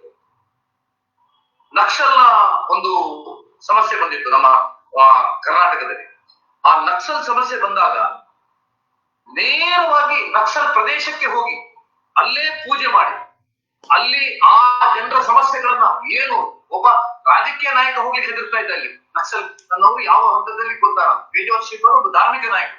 ನಾನು ನಕ್ಸಲ್ ಪ್ರದೇಶಕ್ಕೆ ಹೋಗ್ತೇನೆ ಅಂತ ಹೇಳಿ ನಾಡುಪಾಲು ಆ ಪ್ರದೇಶಕ್ಕೆ ಹೋಗಿ ಅಲ್ಲಿ ಪ್ರವಾಸವನ್ನ ಮಾಡಿ ಅಲ್ಲಿಯ ಜನರನ್ನ ಒಟ್ಟು ಮಾಡಿ ಆ ಪ್ರತಿಯೊಂದು ಮನೆ ಇಲ್ದಿದ್ದವರಿಗೆ ಮನೆ, ವಿದ್ಯುತ್ ಇಲ್ಲದಿದ್ದವರಿಗೆ ವಿದ್ಯುತ್ ಸಂಪರ್ಕ ಇಲ್ಲದಿದ್ದವರಿಗೆ ಸೋಲಾರ್ ಹಾಕಿ, ಅಂದ್ರೆ ಅಷ್ಟೂ ಜನರ ವಿಶ್ವಾಸವನ್ನ ಗಳಿಸಿ ಅಲ್ಲಿ ಒಂದು ಸಾಮಾಜಿಕ ಕ್ರಾಂತಿಯನ್ನೇ ಮಾಡಿ ಎಷ್ಟೋ ಜನ ನಕ್ಸಲರು ತಮ್ಮ ಮನಸ್ಸನ್ನ ಬದಲಾಯಿಸಿ ಸಾರ್ವಜನಿಕಕ್ಕೆ ಜೀವನಕ್ಕೆ ಬರುವಂತ ಪರಿವರ್ತನೆಯನ್ನ ಮಾಡಲಿಕ್ಕೆ ಪೇಜಾವರ್ ಶ್ರೀಪಾದರು ಒಂದು ಬಹಳ ದೊಡ್ಡ ಕೊಡುಗೆಯನ್ನ ಕೊಟ್ಟಿದ್ದಾರೆ. ಇನ್ನು ಕಷ್ಟದಲ್ಲಿದ್ದಂತವರಿಗೆ ಸಹಾಯ ಮಾಡುವಂತ ಪ್ರಾಯಶಃ ಎಷ್ಟು ಜನರಿಗೆ ಎಷ್ಟೋ ಗೊತ್ತಿಲ್ಲದೆ, ಅಂದ್ರೆ ಅವರ ಪರ್ಯಾಯದ ಕಾಲದಲ್ಲಿರ್ಬೋದು, ಆಮೇಲೆ ಬೇರೆ ಕಾಲದಲ್ಲಿ ಅದಕ್ಕೊಂದು ಸಮಿತಿಯನ್ನ ಮಾಡಿ ಆರೋಗ್ಯದಲ್ಲಿ ಯಾರು ಸಮಸ್ಯೆಯಲ್ಲಿರ್ತಾರೆ ಅವರಿಗೆಲ್ಲ ಅವ್ರದೇ ಆಸ್ಪತ್ರೆಗೆ ಹೋಗಿ ಅವರಿಗೆ ಸಹಾಯ ಮಾಡುವಂತಹದ್ದು ಇದೆಲ್ಲವನ್ನ ಅವ್ರು ಮಾಡುತ್ತಾರೆ. ನಾನು ಪ್ರಾಯಶಃ ಹೆಚ್ಚು ಸಮಯ ಇಲ್ಲ, ಹಾಗಾಗಿ ಹೆಚ್ಚು ಉದ್ದ ಹೋಗುದಿಲ್ಲ. ಪ್ರಾಯಶಃ ಸಾಮಾಜಿಕವಾಗಿ ಅವರ ಒಂದು ಕಳಕಳಿ, ಅದು ಆಪತ್ತು ಬಂದಾಗಲೂ ಇರ್ಬೋದು ಅಥವಾ ಸಾಮಾಜಿಕ ಒಂದು ಸಮಸ್ಯೆಯನ್ನ ಪರಿಹರಿಸಲಿಕ್ಕೆ ಅವ್ರು ಮಾಡಿದಂತಹ ಒಂದು ಕ್ರಮಗಳು ಅದು ನಮ್ಗೆಲ್ಲರಿಗೂ ಮಾತ್ರ. ಇನ್ನು ನನ್ನ ವೈಯಕ್ತಿಕವಾಗಿ ನಂದು ಮತ್ತು ಅವರ ಸಂಬಂಧಗಳನ್ನ ನಾನು ಹೇಳ್ಬೇಕಾದ್ರೆ ಬದ್ರಿನಾಥ ಆಚಾರ್ಯ ಹೇಳಿದಾಗೆ ನಾನು ಕೃಷ್ಣಮಠ ಈ ಪರಿಸರದಲ್ಲಿ ಹುಟ್ಟಿ ಬೆಳೆದಂಥವ್ರು. ನನ್ನ ತಂದೆಯವರು ಕೃಷ್ಣಾಪುರ ಮಠದಲ್ಲಿ ನನ್ನ ಹಿಂದಿನ ಸ್ವಾಮಿಯರ ಜೊತೆಯಲ್ಲಿ ನನ್ನ ಆ ಕಾಲದಿಂದ ಸುಮಾರು 50-52 ವರ್ಷ ಅವರು ವಾಹನ ಚಾಲಕರಾಗಿ ಕೆಲಸ ಮಾಡಿದರು. ನಾನು ಶಾಸಕರಾದ್ಮೇಲೂ ಅವರು ಕೃಷ್ಣಾಪುರ ಮಠದ ಚಾಲಕರಾಗಿ ಸೇವೆ ಮಾಡುವಂತ ದೃಷ್ಟಿಗೆ ಹೋಗಿದ್ದಾರೆ. ನನ್ನ ಬಾಲ್ಯದ ದಿನಗಳು ಹೆಚ್ಚು ನಾನು ಶಾಲೆಗೆ ಹೋಗುವಂತಹ ಸಂದರ್ಭದಲ್ಲಿ ಕೃಷ್ಣ ಮಠ ಈ ಪರಿಸರದಲ್ಲಿ ಬೆಳೆದದ್ದು. ನಾನು ನನ್ನ ಸಾಮಾಜಿಕ ಜೀವನ ಬರುವಂತಹ ಸಂದರ್ಭದಲ್ಲಿ ಸಾಧಾರಣ ಅವರ 4ನೇ ಪರ್ಯಾಯದ ಪ್ರಾರಂಭ ಅದಕ್ಕಿಂತ ಮೊದಲು ಅದರ ಬಾಳೆ ಮುಹೂರ್ತ ಈ ಸಂದರ್ಭದಲ್ಲಿ ನಾನು ಸ್ವಲ್ಪ ಸಾಮಾಜಿಕವಾಗಿ ರಾಜಕೀಯವಾಗಿ ಸ್ವಲ್ಪ ಬೆಳೆದಿದ್ದೆ. ಅವ್ರಿಗೆ ಏನು ಅಂದ್ರೆ ನಾನಂದ್ರೆ ಹಾಗೇನು ಪ್ರಖ್ಯಾತ ಆಗಿ ಯಾವಾಗ ಕೇಳಿದ್ರು ಯಾವ್ದಾದ್ರು ಕಾರ್ಯಕ್ರಮದಲ್ಲಿ ಶ್ರೀನಿವಾಸ ರಾಯರ ಮಗ ಕೂಡ್ಲೆ ಅಷ್ಟು ರೆಕಗ್ನೈಸ್ ಮಾಡ್ತಾ ಇದ್ರು. ನನ್ನ ತಂದೆ ಬಗ್ಗೆ ಅಷ್ಟು ರೆಕಗ್ನೈಸ್ ಮಾಡ್ತಾ ಇದ್ರು. ಆನಂತರ ಬೆಳೀತಾ ನಾನು ಸಾಮಾಜಿಕವಾಗಿ ರಾಜಕೀಯವಾಗಿ ಬೆಳೀತಾ ಬಂದೆ. ಒಂದು ಘಟನೆ ನಾನು ನೆನಪಿಸ್ತೇನೆ ಅವರದ್ದು. ಅವರು ಎಷ್ಟು ಒಂದು ರಾಷ್ಟ್ರೀಯವಾದ ಮತ್ತು ಜಾತ್ಯಾತೀತರವರು ಅಂತ ಹೇಳಲಿಕ್ಕೆ, ನಾನು ಮಾಧ್ವ ಸಮಾಜದಿಂದ ಬಂದಂತವನು ಶಿವಳ್ಳಿ ಜಾತಿಯಲ್ಲಿ ಶಿವಳ್ಳಿ ಬ್ರಾಹ್ಮಣ. 2004ನೇ ಇಸ್ವಿಯಲ್ಲಿ ನನಗೆ ನಾನು ಬಿಜೆಪಿ ಜಿಲ್ಲಾಧ್ಯಕ್ಷ ಆಗಿದೆ. ನನಗೆ 33-34 ವರ್ಷ ನನಗಾಗ. ನಾನು ಬಹಳ ಪರಿಮಾಣ ಶ್ರೀಪಾದ ಪರ್ಯಾಯದಲ್ಲಿ ನಾನು ಹಿಂದೂ ಸಮಾಜೋತ್ಸವದಲ್ಲಿ ಬಹಳ ಕೆಲಸ ಮಾಡಿದ್ದೆ. ಹಾಗಾಗಿ ನನಗೆ ಅಭ್ಯರ್ಥಿ ತರ ಮಾಡ್ಬೇಕು ಅಂತ ನಮ್ಮ ಹಿರಿಯರೆಲ್ಲ ನಿಶ್ಚಯ ಮಾಡಿದ್ರು. ಚರ್ಚೆಗಳು ಪ್ರಾರಂಭ ಆಯ್ತು. ನಮ್ಮ ಪಕ್ಷದಲ್ಲೇ ಇನ್ನೊಬ್ರು ಹಿಂದೆ ಅಭ್ಯರ್ಥಿ ನಿಂತವರಿದ್ರು. ಅದೆಲ್ಲ ಬಿಟ್ಟು ನನಗೆ ಸ್ಪರ್ಧಿಸುದು ಅಂತ ಹೇಳುವಂತಾದಿತ್ತು. ನಮ್ಮ ಅಷ್ಟಮಠದ ಎಲ್ಲ ಯತಿಗಳು ನನಗೆ ಸೀಟ್ ಕೊಡ್ಬೇಕು ಅಂತ ಎಲ್ಲ ನಮ್ಮ ನಾಯಕರು ಹೇಳ್ತಾ ಇದ್ರು. ಪೇಜಾವರ್ ಶ್ರೀಪಾದರು ಒಂದು ಹಂತದಲ್ಲಿ ಹೇಳಿದ್ರು. ಆನಂತರ ಗೊಂದಲಗಳು ಪ್ರಾರಂಭ ಆಯ್ತು. ಅವರು ನಿಲ್ಲುದು ಇವ್ರು ನಿಲ್ಲುದು ಅಂತ. ನನ್ನನ್ನು ಒಂದ್ ದಿವಸ ಅವರು ಕರೆಸಿದ್ರು. ನಾನು ಎಣಿಸ್ತಾ ಇದ್ದೆ ನಾನು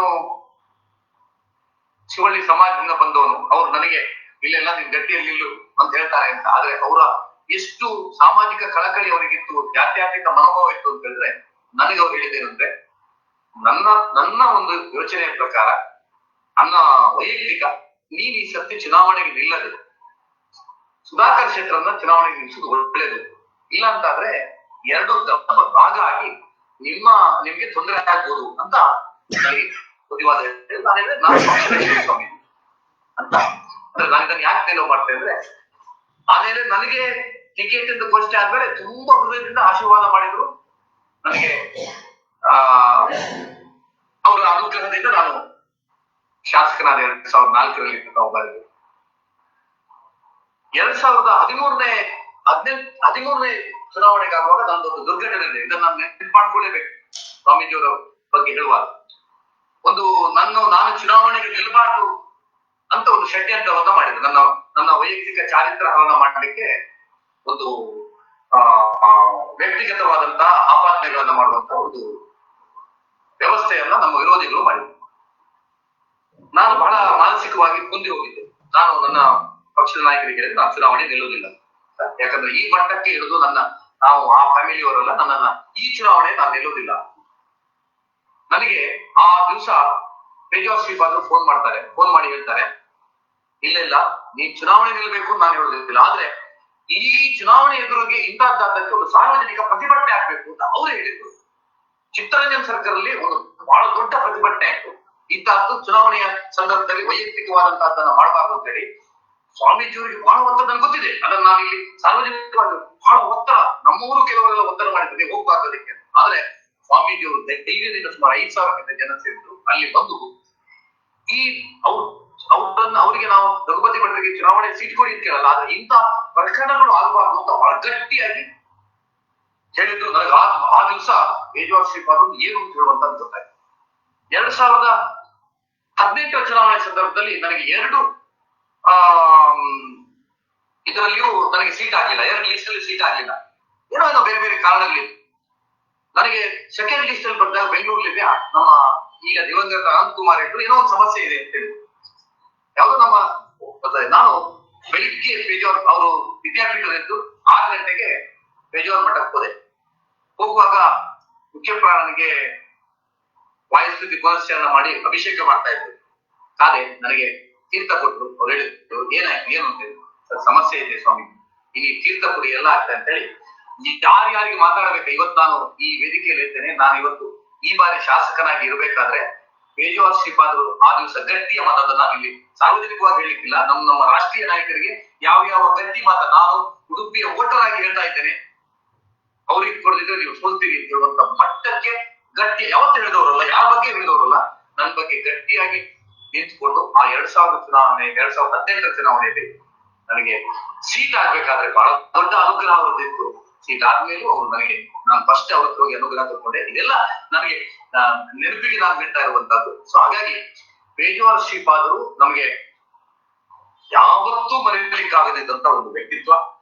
ನನ್ನ ಮನಸ್ಸಲ್ಲಿ ಉಡುಪಿಯಲ್ಲಿ ಶಾಶ್ವತವಾಗಿ ಅವರದ್ದು ನೆನಪಿಡುವಂತಹದ್ದೊಂದನ್ನು ಮಾಡಬೇಕು ಅಂತ ಹೇಳುವಂತಹ ಯೋಚನೆ ಇದೆ.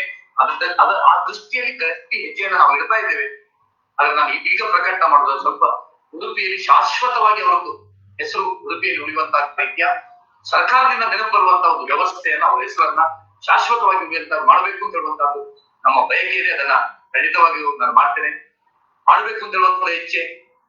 ಸಮಯ ಇನ್ನು ಹೇಳಲಿಕ್ಕೆ ನನಗೆ ಇನ್ನೂ ತುಂಬಾ ಇದೆ. ಅವರ ವಿದ್ಯಾರ್ಥಿ ನಿಲಯಗಳು ನಮ್ಗೆ ಉಡುಪಿಗೆ ಎಷ್ಟು ಉಪಯೋಗ ಆಗಿದೆ. ವಿದ್ಯಾರ್ಥಿ ನಿಲಯ ಇವತ್ತು ಹೆಣ್ಣು ಮಕ್ಕಳು ಎಲ್ಲೆಲ್ಲಿ ನಕ್ಸಲ್ ಪ್ರದೇಶದ ಬಂದು ಉಳಿತಾ ಇರಬೇಕಾದ್ರೆ ಅವ್ರ ವಿದ್ಯಾರ್ಥಿ ನಿಲಯವನ್ನ ನನ್ನ ಹತ್ರ ಬಹಳ ಚರ್ಚೆ ಮಾಡಿದ್ರು. ವಿದ್ಯಾರ್ಥಿನಿ ಬೇಡ ಮಾರ ಕಷ್ಟ ಇಲ್ಲ ಸ್ವಾಮಿ, ನಾನ್ ಜವಾಬ್ದಾರಿ ತಗೊಳ್ತೇನೆ ಅಂತ ಹೇಳಿ ವಿದ್ಯಾರ್ಥಿ ನಿಲಯ ಮಾಡಿ 250 ಮಕ್ಕಳು ಅವರ ಪ್ರಯೋಜನವನ್ನು ಬರ್ತಾ ಇದ್ದಾರೆ. ಇದು ತುಂಬಾ ಪಟ್ಟಿ ಇದೆ ನನ್ನ ಹತ್ರ ಹೇಳ್ತಾ ಹೋಗ್ಬೇಕಾದ್ರೆ.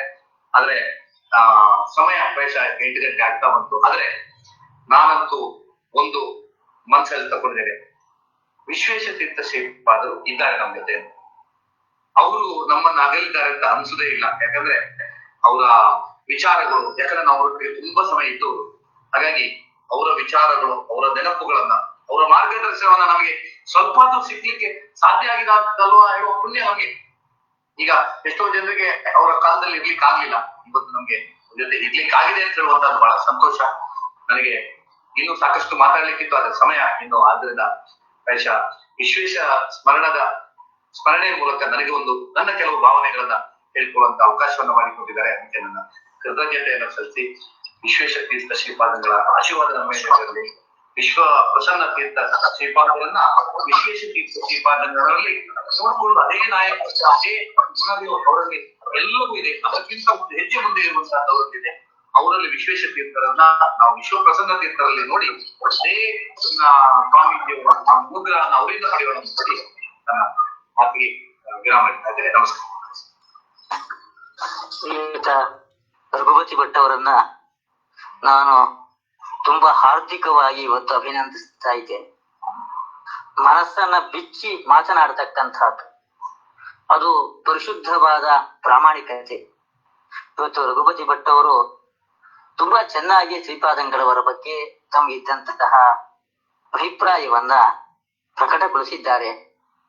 ಎಲ್ಲ ಪಕ್ಷದ ರಾಜಕಾರಣಿಗಳ ಜೊತೆಗೂ ಕೂಡ ಸಂಬಂಧವನ್ನ ಹೊಂದಿದ್ರು ಎಂಬುದಾಗಿ ಅದ್ರ ಬಗ್ಗೆ ಅವರು ಹೇಳ್ತಾ ಅವ್ರನ್ನ ಎಷ್ಟೋ ಜನ ಟೀಕೆ ಮಾಡ್ತಾ ಇದ್ರು.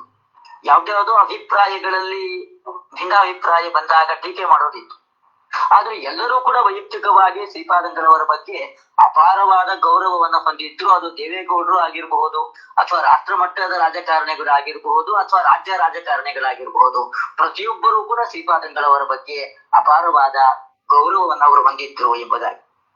ಇನ್ನೊಂದು ಪರಿಸರ ಹೋರಾಟ, ಅದು SEZ ಆಗಿರಬಹುದು ಅಥವಾ ಬೇರೆ ನಾಗಾರ್ಜುನ ಇದರದ್ದಾಗಿರಬಹುದು, ಯಾವುದೇ ಆಗಿರಬಹುದು, ಯಾವುದೇ ಬಡಬಗ್ಗರಿಗೆ ದೀನರಿಗೆ ತೊಂದರೆ ಆಗಬಾರದು ಎಂಬುದಾಗಿ ಆ ಒಂದು ದೃಷ್ಟಿ ಶ್ರೀಪಾದಂಗಳವರಲ್ಲಿ ಇತ್ತು ಎಂಬುದಾಗಿ. ಇಫ್ತಾರ್ ಕೂಟದ ಬಗ್ಗೆಯೂ ಕೂಡ ರಘುಪತಿ ಭಟ್ ಅವರು ತುಂಬಾ ಚೆನ್ನಾಗಿ ಹೇಳಿದ್ರು ಶ್ರೀಪಾದಂಗಳವರ ಅಭಿಪ್ರಾಯ ಏನು ಎಂಬುದಾಗಿ. ಯಾಕೆ ರಘುಪತಿ ಭಟ್ ಅವರು ಶ್ರೀಪಾದಂಗಳವರ ಜೊತೆಗೆ ಹೋಗಿ ರಾತ್ರಿ 11 ಗಂಟೆ 12 ಗಂಟೆಗೂ ಕೂಡ ಬಾಗಿಲು ಹಾಕೊಂಡು ಇದ್ರ ಬಗ್ಗೆ ಚರ್ಚೆ ಮಾಡಿದ್ದು ನಾವು ನೋಡಿದೀವಿ. ಆದ್ರೆ ರಘುಪತಿ ಭಟ್ ಅವರಿಗೆ ತುಂಬಾ ಚೆನ್ನಾಗಿ ಶ್ರೀಪಾದಂಗಳವರ ಅರ್ಥ ಏನು ಅಂತ ಅವ್ರಿಗೆ ಗೊತ್ತಿದೆ. ಆದ್ರೆ ರಘುಪತಿ ಭಟ್ ಅವರು ಶ್ರೀಪಾದಂಗಳವರಿಗೆ ಇದ್ದ ಯೋಜನೆ ಯಾರಿಗೂ ಕೂಡ ಮನಸ್ಸಿಗೆ ಬೇಸರ ಮಾಡಬಾರದು ಎಂಬುದಾಗಿ. ಅವ್ರಿಗೆ ಅದೇ ಪ್ರಧಾನವಾದ ಗುರಿ, ಯಾರಿಗೂ ಮನಸ್ಸಿಗೆ ಬೇಸರ ಮಾಡಬಾರದು ಎಂಬುದಾಗಿ. ಆ ದೃಷ್ಟಿಯಿಂದ ಅವತ್ತಲ್ಲಿ ನಮಾಜ್ ನಡೀತು, ಇಫ್ತಾರ್ ಕೂಟ ನಡೀತು ಎಂಬುದನ್ನೆಲ್ಲ ತುಂಬಾ ಚೆನ್ನಾಗಿ ತಿಳಿಸಿಕೊಟ್ಟಿದ್ದಾರೆ. ಇನ್ನೊಂದು ನಾವು ತುಂಬಾ ಸಂತೋಷ ಪಡಬೇಕಾದ ವಿಷಯ, ರಘುಪತಿ ಭಟ್ ಅವರು ಮನಸ್ಸನ್ನ ಬಿಚ್ಚಿ ಇವತ್ತು ಮಾತನಾಡಿದರು.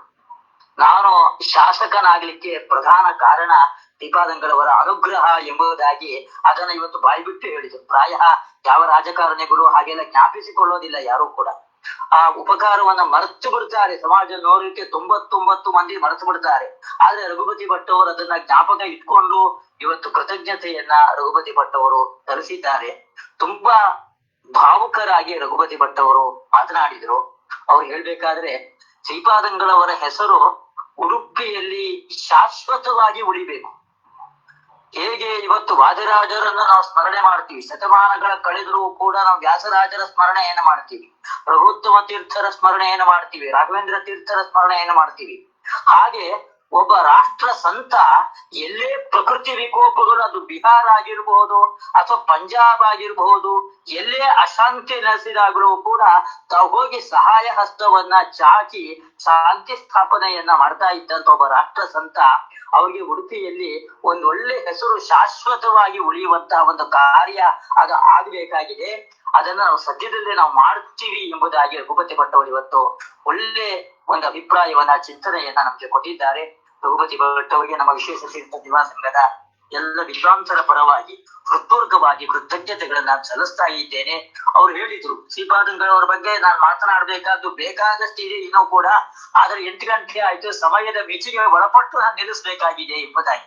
ರಘುಪತಿ ಭಟ್ ಅವರಿಗೆ ಶ್ರೀಪಾದಂಗಳವರ ಜೊತೆಗೆ ಅಷ್ಟು ಆತ್ಮೀಯತೆಯ ಒಡನಾಟ ಇತ್ತು. ಅದರಿಂದಾಗಿ ತುಂಬಾ ಅಭಿಪ್ರಾಯಗಳು ಅವರಲ್ಲಿದೆ. ಮತ್ತೊಮ್ಮೆ ನಮ್ಮ ಜೊತೆಗೆ ಕಾರ್ಯಕ್ರಮದಲ್ಲಿ ಅವರ ಅಭಿಪ್ರಾಯಗಳನ್ನ ಹಂಚಿಕೊಳ್ಬೇಕು ಎಂಬುದಾಗಿ ನಾನು ಅವರಲ್ಲಿ ಕೇಳ್ಕೊಳ್ತಾ ಇದ್ದೇನೆ. ಅವರಿಗೆ ಕೃತಜ್ಞತೆಗಳನ್ನ ಸಲ್ಲಿಸಿ ನಾನು ಕಾರ್ಯಕ್ರಮವನ್ನ ಮುಗಿಸ್ತಾ ಇದ್ದೇನೆ. ನಾಳೆ ದಿವಸ ಪೂರ್ಣಪೂಜ್ಯ ವಿದ್ಯಾಪೀಠದ ವಿದ್ವಾಂಸರಾಗಿರ್ತಕ್ಕಂತಹ ಮಾಧವಾಚಾರ್ಯ ಎನ್ ಪಾಂಡುರಂಗಿ ಅವರು ಈ ಕಾರ್ಯಕ್ರಮವನ್ನು ನಡೆಸಿಕೊಡ್ತಾರೆ. ರಘುಪತಿ ಭಟ್ ಅವರಿಗೆ ಮತ್ತೊಮ್ಮೆ ಕೃತಜ್ಞತೆಗಳನ್ನು ಸಲ್ಲಿಸಿ ಅರ್ಪಣ ಮಸ್ತು ಅಂತ ಕಾರ್ಯಕ್ರಮವನ್ನು ಮುಗಿಸ್ತಾ ಇದ್ದೇನೆ. ಧನ್ಯವಾದ.